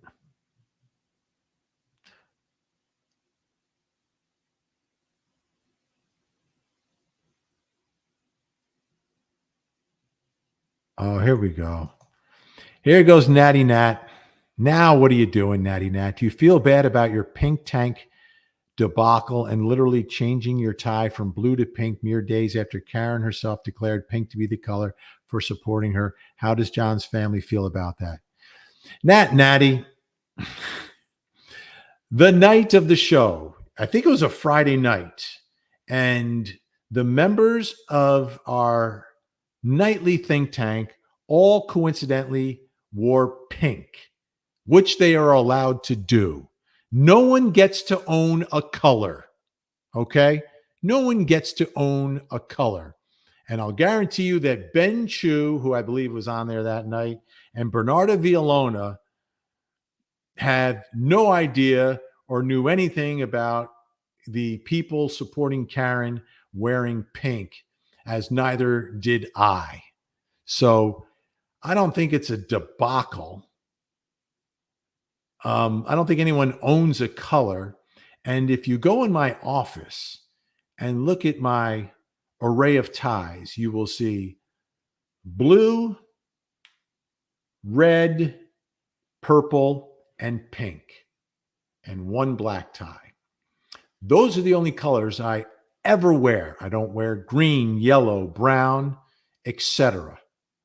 It is one of 4 colors of ties that I wear. Now, there's different shades of those colors. There's hot pink, there's light pink, there's violet, there's salmon, there is red, there is blue, there's baby blue, there is dark blue, there is navy blue. I mean, you're not making sense now. Sincerely, Nat Natty. Now, your first comment was sincere. This comment doesn't make sense because you are pretending to make something out of something that had nothing to do with what you're trying to make it having something to do with. I changed my tie from blue to pink in the final segment of the evening to match my 3 guests who all had worn pink that night. The final segment of the show were our tank takes, where we would take a look at stupid criminals and lighthearted legal stories of the day. And in a lighthearted moment, we changed the name of our think tank to a pink tank because my 3 guests from 3 different cities who don't speak to each other before the show all coincidentally wore pink. So Natty, you can't attack something like this. It's silly. It's just silly. But I'm glad that I was able to explain to you some of the BTS behind the scenes of my show and what happened. But you're reading a little too deeply into everything that you see and hear. Sometimes something just is exactly what it is. And that was exactly what it was. And to this day, no one owns a color. No one owns a color. Dr. Carol Lieberman was wearing pink on my show the other night. And she was attacking Karen Read. So just give it a little space. Just give it a little space. I appreciate you watching, joining the conversation, but let's think a little more before the attacks. Lindsay Wilkins. Thank you, Lindsay. Texas Honcho, shoes come off from dragging a body too, Vinny. Absolutely. 2 things, though, Texas. The defense is alleging that the dragging would have been from the backyard to the front yard. Remember the video from the basement going up the stairs, out the hatch? You make a left, you make another left, you go through the fence, then you go straight to the flagpole. So the shoe wouldn't have come off there. So I don't think that the defense is going to argue that the shoe was by the curb because it was being dragged. I think they may say it was planted, but I don't think they'll go with the dragging because the dragging runs counter to what they seemingly were trying to explain to us through that video going from the basement to the spot where John O'Keefe was found. So they never would have reached the curb because they would have been coming the other way. But maybe there's an argument that, I don't know, a shoe was taken off and placed there. I don't know. To make it look like he was hit? Possibly. I'm not sure. I think it would have to be purposely placed there if it's not from being struck. I don't think it would accidentally come off from dragging because I don't think he would ever have been dragged on the street if his body is found in the yard between the hydrant and the flagpole. But we'll see what they say at the end. They may say something different. Emma D, nice smile. Thank you for joining us this evening. Special Wednesday night. Lori Joyce, and cops know all these angles, shoe being struck, where things would end up. All right. So that could make sense, right? That could make sense. They would know. I think an experienced trooper or experienced cop would know you had to come across, a pedestrian struck at some point in your career. Mike, Why do you continue to have Nick Rocco, the hairdresser, on giving court testimony commentary when he's been paid by KR and the defense while he's also out harassing witnesses? And why did the feds clear Brian Albert and Brian Higgins? I don't know why the feds cleared them. You have to ask the feds. Anyone being paid by Karen Read, like the lawyers, are welcome to be on my show. Nick is brought in and introduced as an insider, so he's not a journalist. I don't bring him on as a journalist. Court testimony commentary based upon what he sees and hears. He's actually in the courtroom, and someone who is providing the voice of one of the reasons why this story is as big as it is. And one of the reasons it caught our attention at Court TV and caught the attention of folks around in other media organizations was because of these huge protests that were taking place. Huge protests. Rarely do you see people showing up to every single pre-trial hearing. So to say that the Free Karen Read movement is not a part of the story,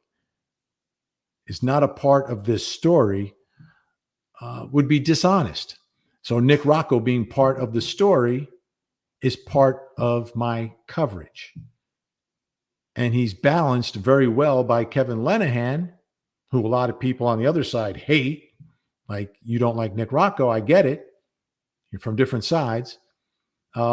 Has done the deep dive into the case. And whether Nick is a hairdresser or not, he's done the deep dive into the case. He's read the documents. He's been at the hearings.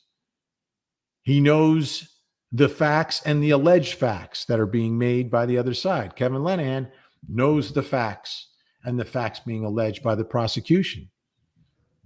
So I think you get a little bit of balance, and then we bring in a different attorney on different nights who has the local legal expertise.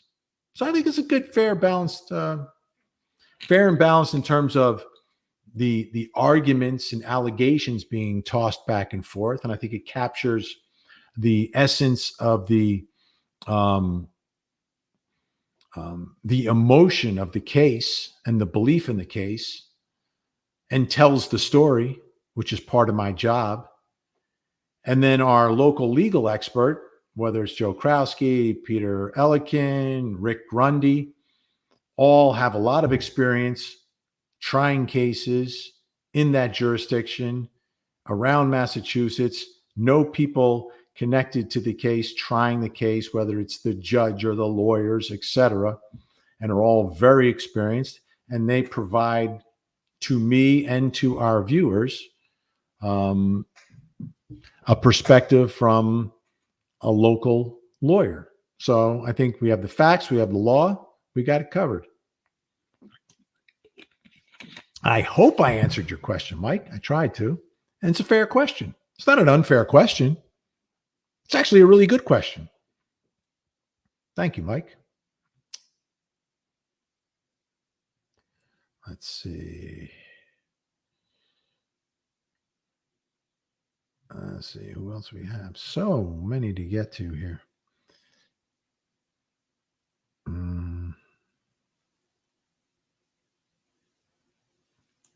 All right, this is an interesting one from Andrew Witchcow. I didn't read the whole thing, but the beginning. I'm at the point, and this is someone who's making up their mind watching the trial. And this is from X. That's awesome. I was looking for a comment from X. I'm at the point where I think it's more reasonable than not that she hit him, but I'm not to the beyond a reasonable doubt. I don't know how a jury would handle something like this. Is it a not guilty, or is it they have to agree on a lesser charge? This is a great comment, Andrew, and I'm glad you posted this on X. So more reasonable than not, she hit him. That's not guilty, period. On that fact alone. On that fact alone, that is not guilty. Now, the second question, how will a jury handle something like this? Well, this is how it could go down. If you have a juror who's like this, and you have other ones who say, no, she did it and she did it on purpose. Now there's a potential where this juror who thinks it's more reasonable than not, but isn't quite to beyond a reasonable doubt, there may be some negotiation and compromise. And that's how you would get to a lesser charge in some circumstances. Sometimes a lesser charge is just a compromise by people in the jury room who are on opposite sides, right? It would be like all of these viewers who are dug in. They're dug in on this side, on that side, but they want to reach a verdict. So they say, okay, let's meet on, operating under the influence, causing the death.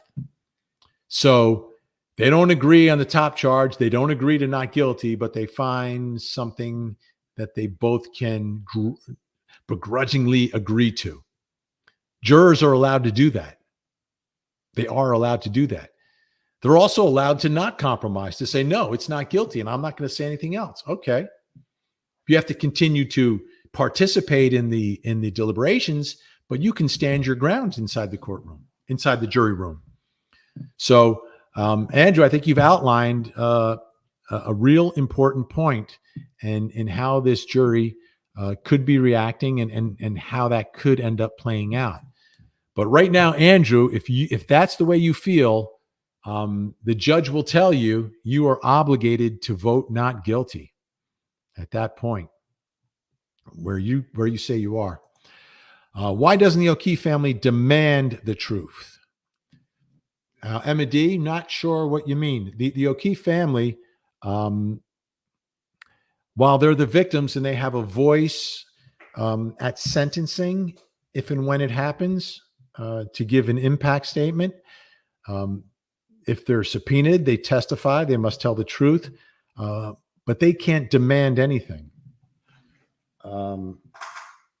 At least not within the four walls of a courtroom. They can't demand anything.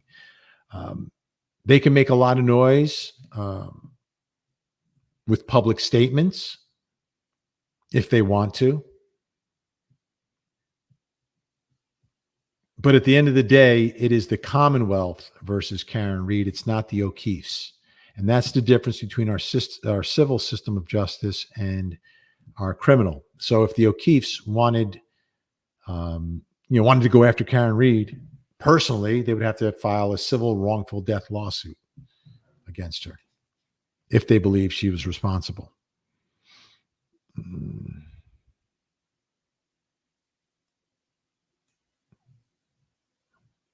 All right.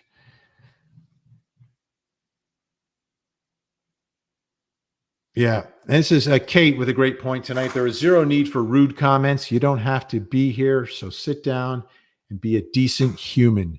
I haven't seen all the comments, but if people are being rude and making it personal, this isn't the place for that. This is the place for honest questions, honest opinions, right? And disagreement, but not in a way that is personal. Much like the comments, like, why would you have this person on? I felt that's a legitimate question, and I gave a legitimate answer. We see things differently, obviously, but I explained myself, and he was explaining his perspective. So I think that's good. Mm-hmm.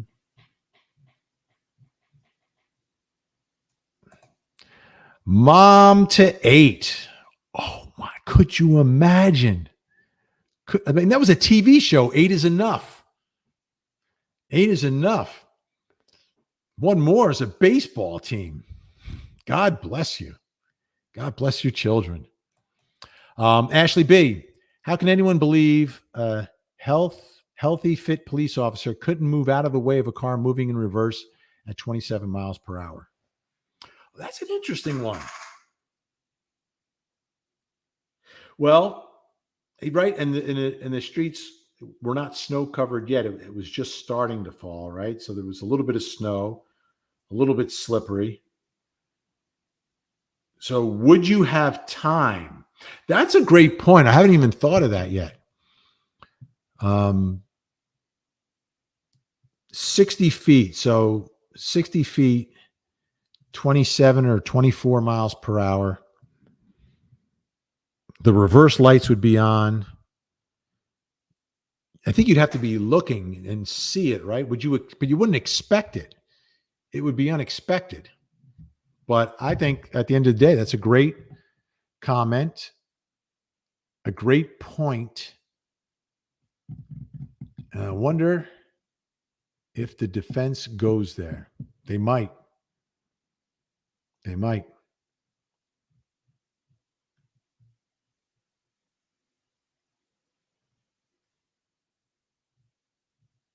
Mm-hmm.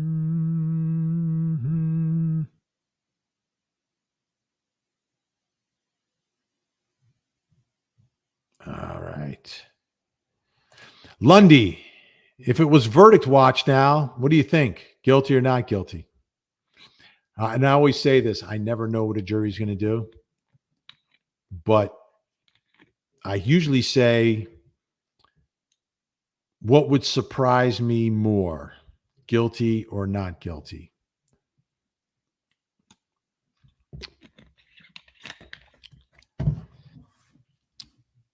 I don't want you to take this as a cop out, but it's almost like a coin flip about which one would. I mean, most times not guilty surprises me much more. Anytime I hear, and I'll continue to say that. I think anytime I hear the words "not guilty" in a criminal courtroom, it's always a little bit more shocking to me. It's always.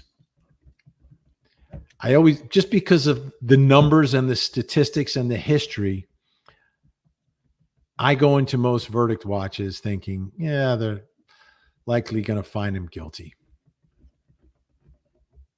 Because they normally do. That's the way it usually works. And I've gone through this previously in this stream. So I think hearing the words "not guilty" would surprise me. I think would have more of a factor on me. I also say every time, and this is all after the trial involving the mother of Kaylee Marie Anthony. I don't know what they're going to do. If I told you what I thought they were going to do, I'd just be taking a guess because I don't know. I learned that lesson. I can tell you what at this point, what would I do right now without the defense putting in their experts? I would be not guilty on the top charge. I'd be much closer on the operating a motor vehicle under the influence. I would need my doubt raised about the actual striking of the car. Because I haven't been moved on the conspiracy. I haven't been moved that all these people. Because what I don't understand about the conspiracy is when was it hatched? When exactly was it hatched? Did it just naturally occur? Like that's not how conspiracies don't work that way. Conspiracies are kind of like a sit down. And I know there was a point of time when there were people together in the house. And that was like a little bit after the fact. But we're also talking about troopers. We're talking about emergency responders. We're talking about we're talking about more people than people that were in the house. Like the people in the house could have done something together. Obviously, they had opportunities there. But then how do you get to the next phase, which is the Canton police, the state police, the emergency responders? So I'm not buying that. I'm not buying the top charge either. So I'm in those closer to the original charges, operating under the influence. I've seen evidence and I've heard evidence of her drinking.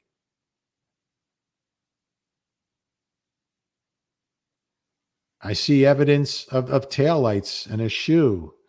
But at this point, to get me to not guilty at this point, I think I would need to hear some compelling evidence from the experts, the accident reconstructionists, explaining to me how and why they came to their conclusion and how definitive is their conclusion. I see no motive.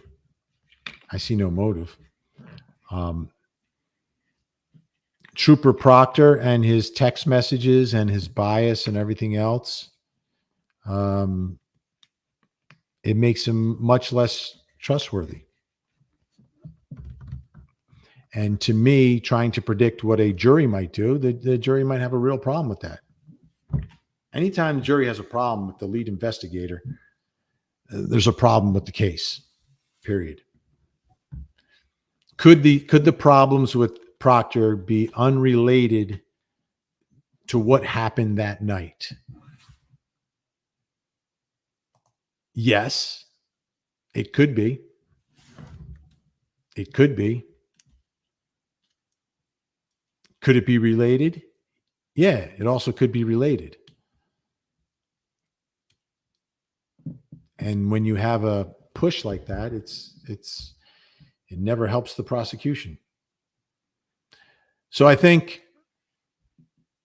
if the verdict watch was now, I would be more shocked by hearing the words "not guilty," because I always am. I think right now, I don't think they have gotten to the top charge. I think the top charge, I don't think they could all agree on guilty on that.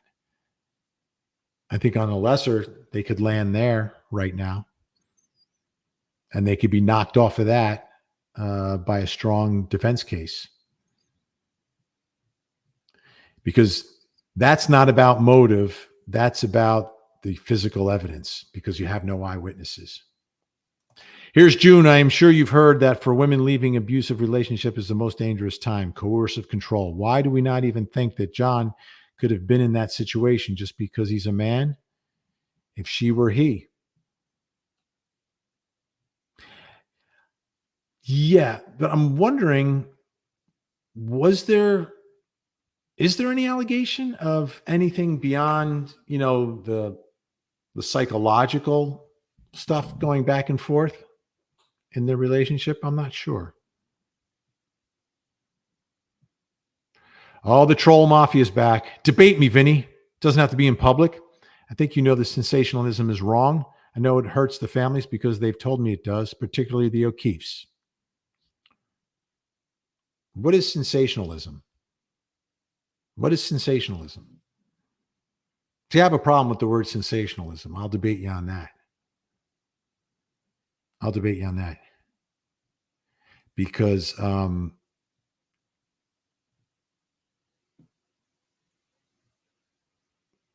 define sensationalism to me and what that means. Because I'm a member of the media. I'm a card-carrying member of the Constitution and the First Amendment, right? So what do you mean by sensationalism? I've heard people try to levy that critique in different situations throughout my career, not just at me, but just like at the media in general. Oh, they're just sensationalizing it. But what does that mean? What does that mean? I don't know what that means. Because I think it means something different for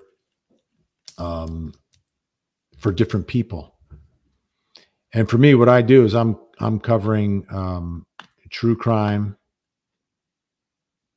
trials, missing persons. Those are the stories that I cover. And if that's sensationalizing, like, what do you call the news when they cover a war? Are they sensationalizing it? Like, what are they doing?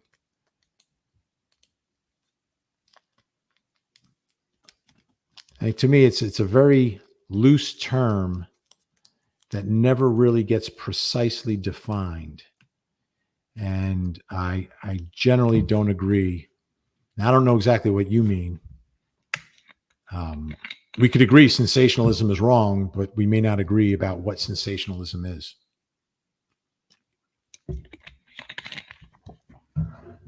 So, I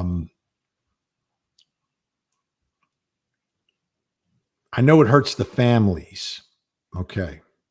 I've spoken to a lot of families over the last 2 decades plus of doing this work. So I know a lot about the way families react, and there is no set rule for how any particular family reacts to their tragedy being in the spotlight. I know there are cases where the families are begging for the attention.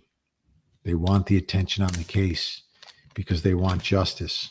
And sometimes without the attention, there is no justice. Some people want to make sure that their loved one is remembered. And I don't think you can point to one moment of disrespect being portrayed on the victim, in this case, John O'Keefe, on court TV. I haven't seen it. But thanks.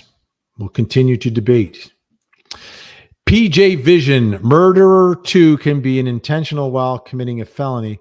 Why does everyone think she's overcharged?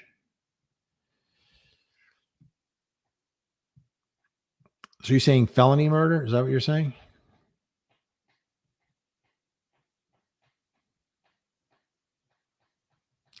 I think people are saying she's overcharged because I think a lot of people believe, as the original charges were, that they believed that she was operating under the influence and then ran him over accidentally.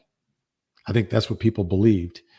And I think most people believe once you get into the M word, you get into intentional behavior that many jurors want an explanation as to what would motivate that intentional conduct, the why of it. Legally not required, but many jurors, to get to that point, need that. Oh, why would they do it? They always want that question answered. It makes it a lot easier for them to get to that conclusion. So I think that's really why most of the lawyers that I've had on are saying that. Daniel, Karen Read is guilty. She M. John. The evidence is clear. However, I didn't think this before the trial. Hugs from the UK. There you go. That's a juror. That's a juror right there. 12 of those, and you see what happens.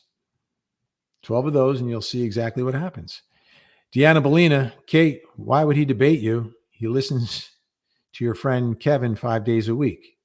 Give it up. Right. So I have Kevin on.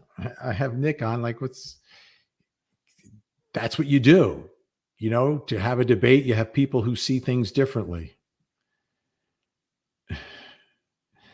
Right?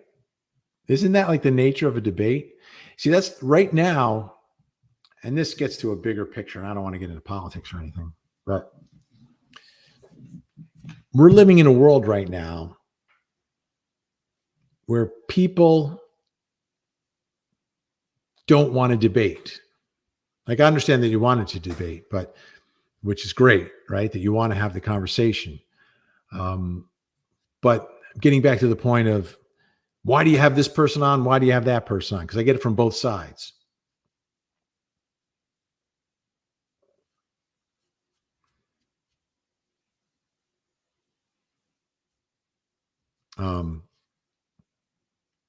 Some people don't want to hear both sides. And we're living in a society that's kind of that way now, right? They don't want to have the debate. My side's right, your side's wrong. We're not even going to debate it. It's not even debatable. Everything's debatable. If you say it's not debatable, that means you're avoiding the debate. So getting back to the debate. And that's the reason why you have people with opposing views providing some of the insight and alleged facts of the case. So that's what was happening here. Appreciated. Oh boy, we're over 2 hours. It's almost time to wind it up. Lynn, like Julie reported on Maya Kowalski saying awful things and you didn't say anything.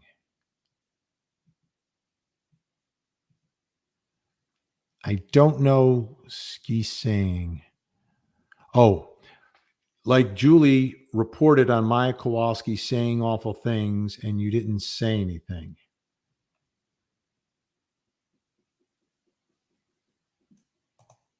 Daniel, I love that you argue both sides of the table. And that's part of my job, is to understand both sides and to try to understand what they're doing and why they're doing it inside a courtroom. That's what I've spent my career doing. Kerry Lynn Bryant, thank you. Thank you for smiling.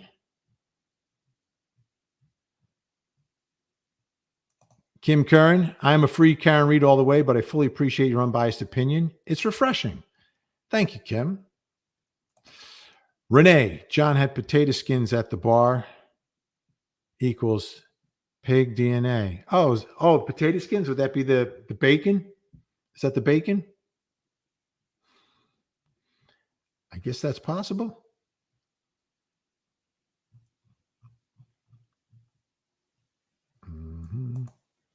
As a former prosecutor, would you have done things differently? If so, what? 867-5309. It must be Jenny. Yes, absolutely. And I said this in my last stream, but I'll repeat it quickly. Two things I would have done much differently. One, just the way I conduct the examination of my witnesses. Much shorter questions with longer answers. Clear, concise, piece by piece questions. What did you see? What happened? What happened next? What did you do next? What did you hear? And then what happened? More questioning along those lines. You can't do it exactly like that all the time, but you get the point. Just trying to prod those witnesses along, not with long, convoluted questions with a lot of extra words. I would do that differently. Secondly, the number of witnesses, the type of evidence, I would have been less defensive and just more proactive in just proving my case, not disproving their allegations during my case. I would do that during the rebuttal case. I would let them try to prove their case. Then I would put on my evidence to disprove their case. So that's what I would have done differently, big picture wise. Might have done things a little different, less witnesses too. Less redundancy in the testimony.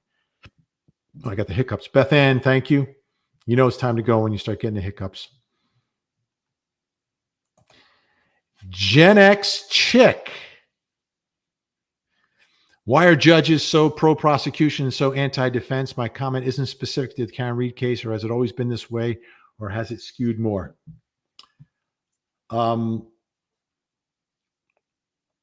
Two reasons. One reason, sometimes you have former prosecutors who become judges, right? They're not all like that, but there probably are more judges that are friendlier to the prosecution. And generally, a lot of this happens in jurisdictions where the judges are elected. Follow me. If you live in a jurisdiction where judges are elected, do you want a judge who is tough on crime and then tough on defendants and tough on defense attorneys, or someone who is tough on prosecutors who are trying to lock up criminals? That's why I think that exists, number one. Number two, defense attorneys tend to push the envelope more than prosecutors do inside the courtroom. They're more aggressive. They bend the rules of evidence a little bit more and sometimes try to do things that they know they're not supposed to do. Sometimes prosecutors do, but more often it's defense attorneys. So that's why I think the way it plays out is that it seems judges end up a little bit more pro-prosecution.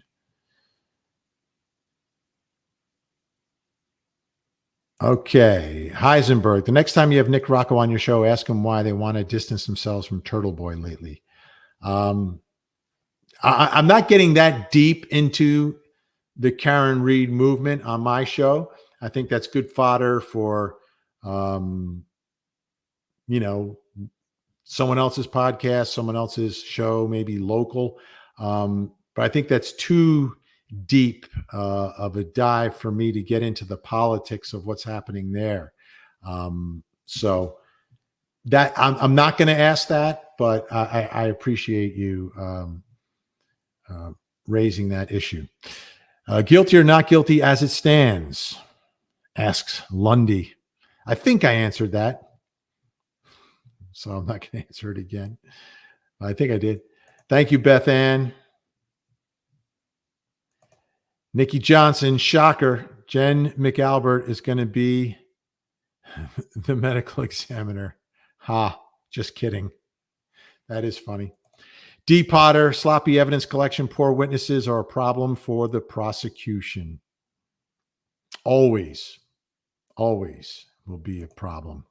Bacon in the potato skins is the pig DNA, says Renee B. All right. Getting some answers tonight.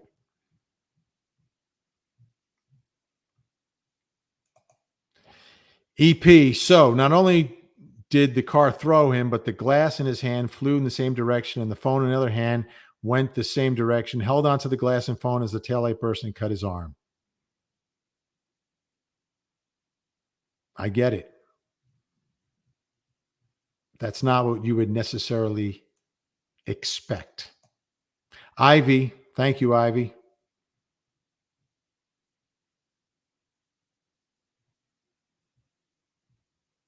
Okay. How can Karen know she didn't hit John before 5:08 when she didn't step out to see what she struck that night?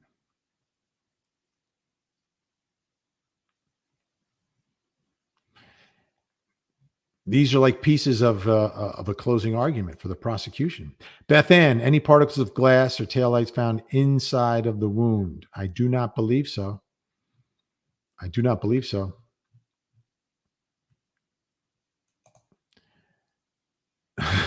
June, the more I learn about this case, the less I know. Love you, Vinny. And if that is happening, that is advantage defense. If that is happening, that is advantage defense. Gringa, did I hit him? Then confirmation of bias took over.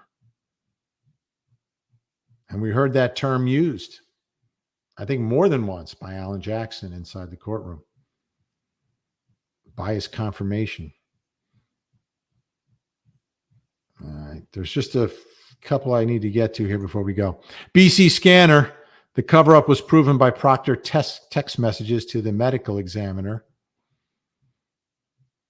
That's always an interesting relationship between the homicide investigators and the medical examiner, because they work together, but they're not supposed to work together, right? They're always working together, but one should not influence the other.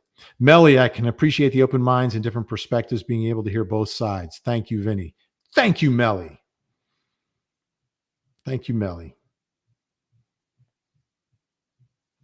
I think an overwhelming majority of people don't mind a debate. And, a debate doesn't have to change your mind. It can just open your mind, right? It can open it up to just, oh, wait, I never thought of that before. Let me think about it. It may not change your mind, but at least it gives you some more things to think about. Rhino Girl shaking her head. Thank you, Rhino Girl. We still don't know what she looks like. Lisa M. I'm so sorry you're getting jumped for reporting the case and not simply proclaiming KR's guilt. You've been awesome. The only thing Free Karen Read demands of anyone is that red Solo cups are not acceptable evidence containers. Not the strangest evidence container I've seen in a case, though. A New Jersey case. Pizza boxes. Gretchen Cameron. Thank you, Gretchen. Rachel Stark. Isn't the most likely scenario the right one the most of the time? I don't think everyone supports Karen. I think some reasons are personal. Hashtag but for Karen.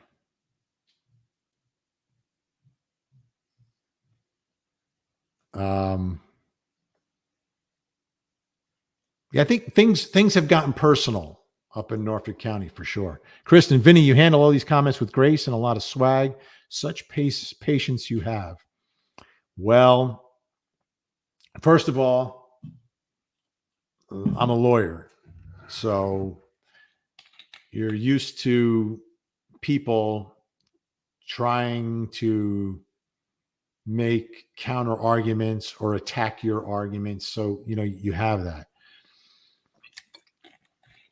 Being in the spotlight of media for, since the 90s, you get used to it. You understand the passion. So the bottom line is when you meet people in person, people are nice. Like people that end up like recognizing you are really, really nice about it. And even if they like, sometimes they'll look at you, they don't know your name. But they just couldn't be more gracious. And I think that's helpful as well, because when you get that type of reaction from folks, and like, this is why I love doing this, because I'm getting like instantaneous feedback and understanding. Because when you're on television, you're talking to a camera, there's people on the other side there watching you, but you're not hearing what they're saying. And hearing what you're saying, that's why I love this. And I love, a little debate, and we all have different opinions and different perspectives, different life experiences. And I think it's important to share and exchange. Ivy, I think Nick Rocco has been polite and well-spoken. He has been. He has been. 8675309. What was your reaction when Trooper Paul mentioned he watched ring camera footage of Karen Read hitting John O'Keefe's car on Court TV?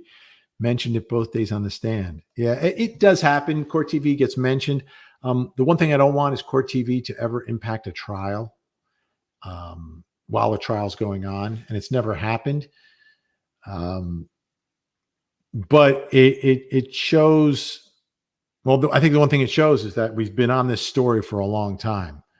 The rest of the national media has dipped their toe in it a little bit, but I think we were much more all in on the story way before anyone else, and have continued to do that.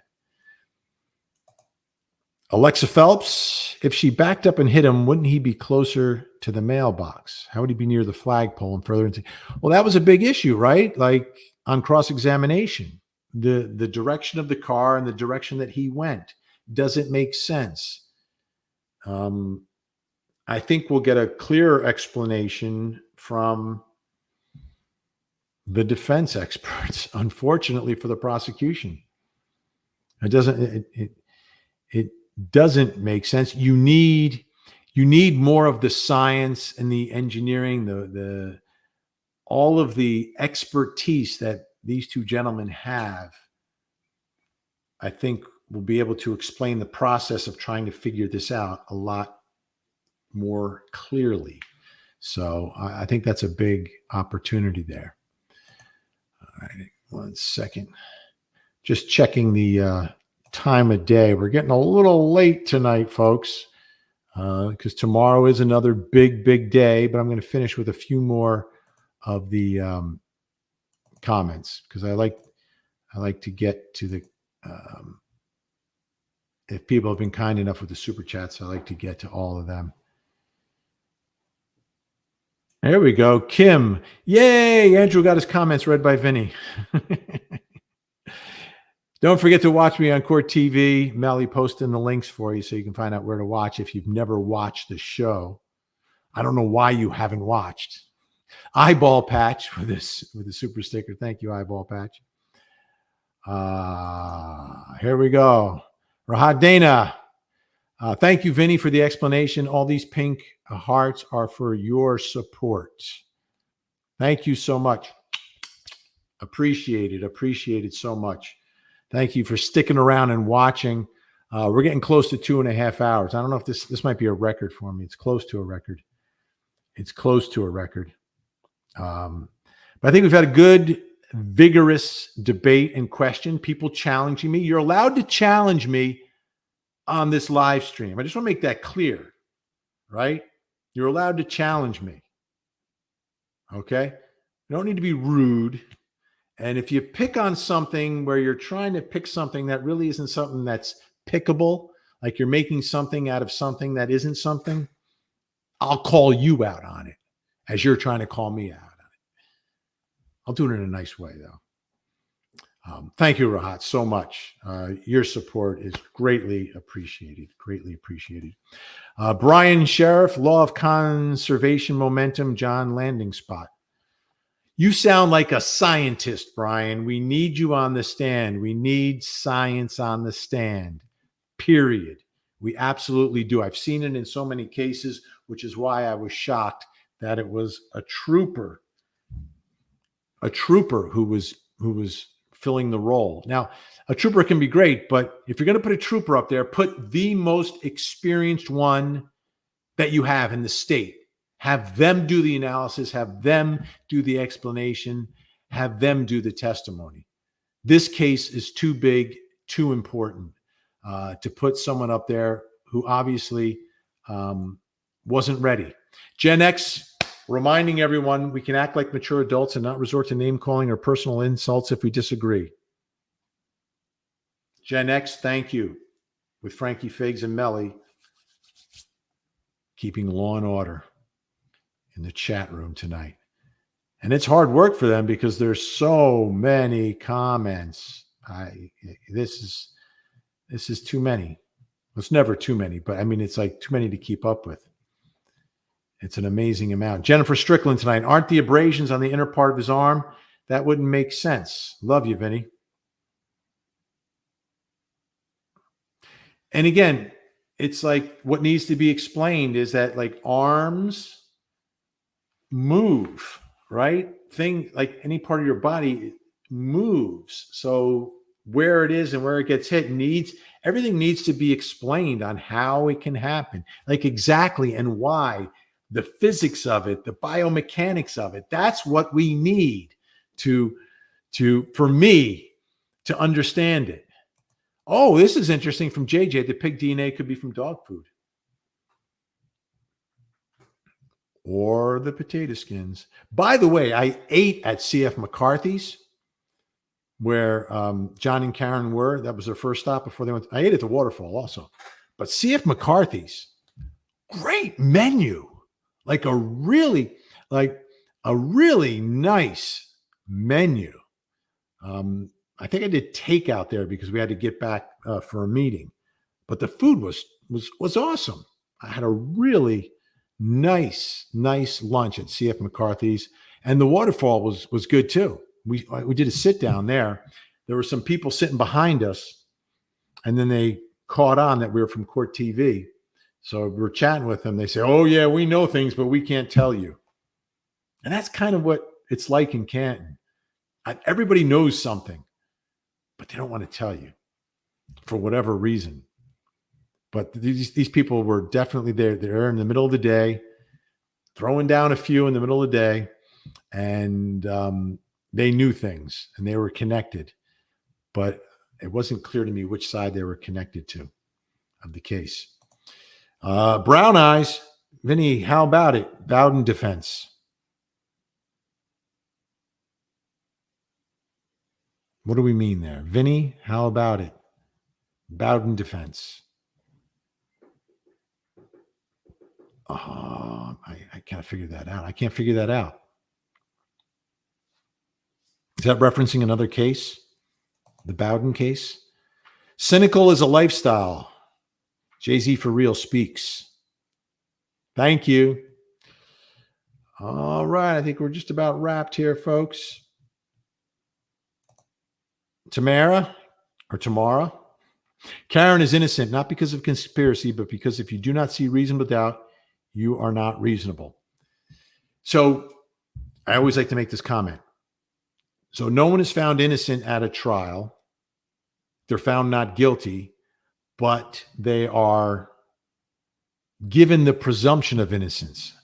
So Karen, I would say, is presumptively innocent, not because of the conspiracy, but because if you do not see reasonable doubt, you are not reasonable. Meaning there's reasonable doubt, meaning she believes not guilty, meaning she believes the presumption of innocence still applies to Karen Read. Warsaw. Even Vincenzo has doubts. This case should never have been brought. The real doers are behind closed doors. Watching from Poland. Cheers. It's scary that they can stick it to this girl. Vincenzo knows. All the way from Poland tonight. Thank you, Warsaw. Thank you for watching. All right. Lauren B. is with us with a cool hat. June, coercive control can only be psychological. What if he refused to leave her house and wrote about her children as she did? That's getting deep into it. Deep into it. And Sally Vella, talking about 8675309. Jenny, where have you gone to? All right. I have time. Melinda Duncan, would you have tried the case at all? Not the top charge. I wouldn't have charged the top charge. That's a stretch. Lauren HB, if the police really did it, why didn't they just hide the entire thing instead of framing Karen? And that's something someone else has brought up, right? Why would a police officer, if you're going to frame someone, put the body on his own front yard?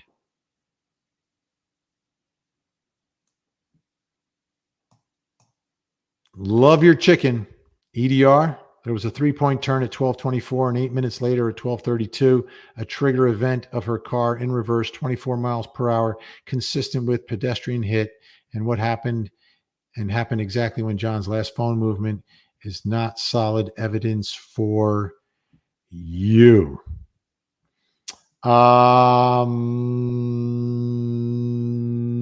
Let's see. 3-point turn at 12:24. 8 minutes later, at 12:32, a trigger event of her car in reverse at 24 miles per hour, consistent with pedestrian hit. I don't believe the defense is accepting the timing of this, and I think what's been called into question are the was it the key cycles? And that testimony and cross-examination started to get my head spinning a little bit. The engine cycles, the key cycles, working backwards to figure out when the car was in possession of the state, when it was seized, when it wasn't seized, when exactly or where this data is coming from. To me, through the testimony, was not presented in such a manner that it's clearly been tied together. So that is, and this needs to be, part of the centerpiece of what the prosecutor is going to do. Right? Evidence that is set, right? Evidence that is arguably irrefutable. But as we know, when it comes to experts, they will attempt to come up with a way to refute it, right? Like the defense is going to try to try to demonstrate that the 227 search happened at 227, even though these two experts said it didn't happen at 227. So there's a difference among experts. But as we've seen already, there are different levels of experts. So we got to hear both sides, the qualifications, who they are, and what exactly they're saying, and to what degree of certainty they are saying it and giving their opinions. This is compelling evidence. The confession is compelling evidence. The alleged confession, according to the defense, but the confession, according to the prosecution. That becomes your centerpiece. Ladies and gentlemen, and this is the way he would need to argue it. Ladies and gentlemen, we heard the defense say that Karen Read was framed. But if she was framed, who was she actually framed by, ladies and gentlemen? She was framed by Karen Read. Because it was Karen Read who first pointed the finger at herself. I did it. I did it. I did it. That's what the prosecution needs to do. That's how they need to convince this jury. And that's how they need to get around this alleged frame job that's been alleged during the opening statement, is to get to the genesis of it. Like, how does Karen Read become the focal point and the suspect in all of this? Her broken taillight, which she is pointing out to people, her confession, and her finding the body. These are all her actions that she's taking. Right? I mean, that's what you'd have to argue to attack this framing argument, this conspiracy, is to marshal the evidence and get the jury to look at it from a certain perspective. Where does the framing of Karen Read begin? And I think if they do something like that, they may have an opportunity to get the jury thinking that way. And then you bring in your digital evidence, your scientific evidence, your extractions, your reports, your data from the car. And you have to very precisely lay that out. But you also, while you're laying out the 3-point turn and the timeline, you've got to do it in a way that tells a story very clearly. And that has been a challenge for the prosecutor in presenting this evidence in a very clear manner. You've got to work. You've got to work and dig to get to the points that they're making. And you're seeing the opposite from the defense. Like, through their questioning, through the evidence they're eliciting, you're hearing them tell their story. You're not hearing the prosecution tell their story during the trial, which is why I get back to the point of the closing argument. The closing argument, the closing argument. This needs to be Lally's moment to put it together like Love Your Chicken is pointing out here. All right. I really got to go. I'm really out of time. The voice is gone.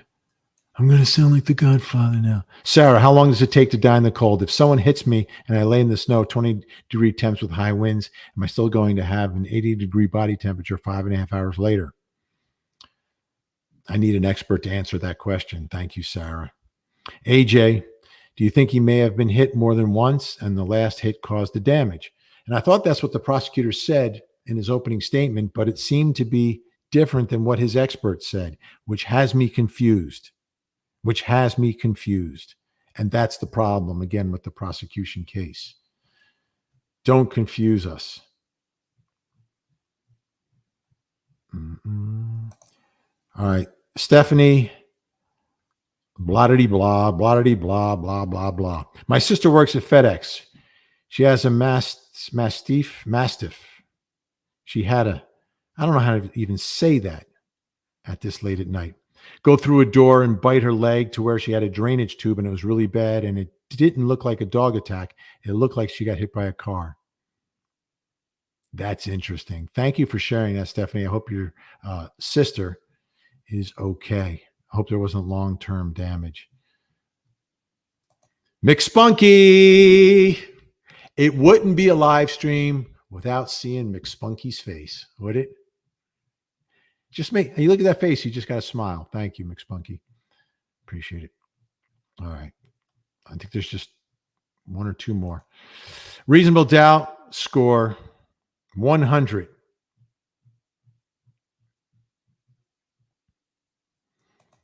And this is from Polita. Hi, Vinny. Love from Cairo, Egypt. How about you start a poll here in the chat? Oh. Do I know? I don't even know how to do a poll. Are you kidding me? You want me to do a poll? I can't do a poll. Like an actual poll. I know you can. I think you can do a poll on YouTube. But I don't think I would know how to do that. Okay. We'll do that next time. There will be a next time. Thank you, everyone. We want to get done before midnight. Got to get home before midnight. I don't want to be doing this tomorrow because it's almost tomorrow. Anyway, great job. Almost 3 hours, 2 hours, 40 minutes tonight. New record. Great comments. Great debate. Thank you for your support. Great job by Melly, Frankie Figs, and of course, Gen X in our chat. Oh, I'm trying to get where we go. Gen X. There's Gen X. There's Melly. McSpunky. Oh, there's Gen X. McSpunky saying hi to Frankie Figs. All right, there we go. Have a great night, everyone. 8 o'clock tomorrow night. You never know when the next live stream is going to be, but today is what? Wednesday? Don't forget Friday will be the Tangent podcast. We'll likely be on again tomorrow at some point, probably middle of the day. Don't know what we're being talking about. Could be talking about this. Could be talking about one of the other stories that we cover. We had close to 5,000 tonight on for a long time. Appreciated so much. Have a great night. Watch me 8 o'clock on Court TV. Please don't forget to hug the kids.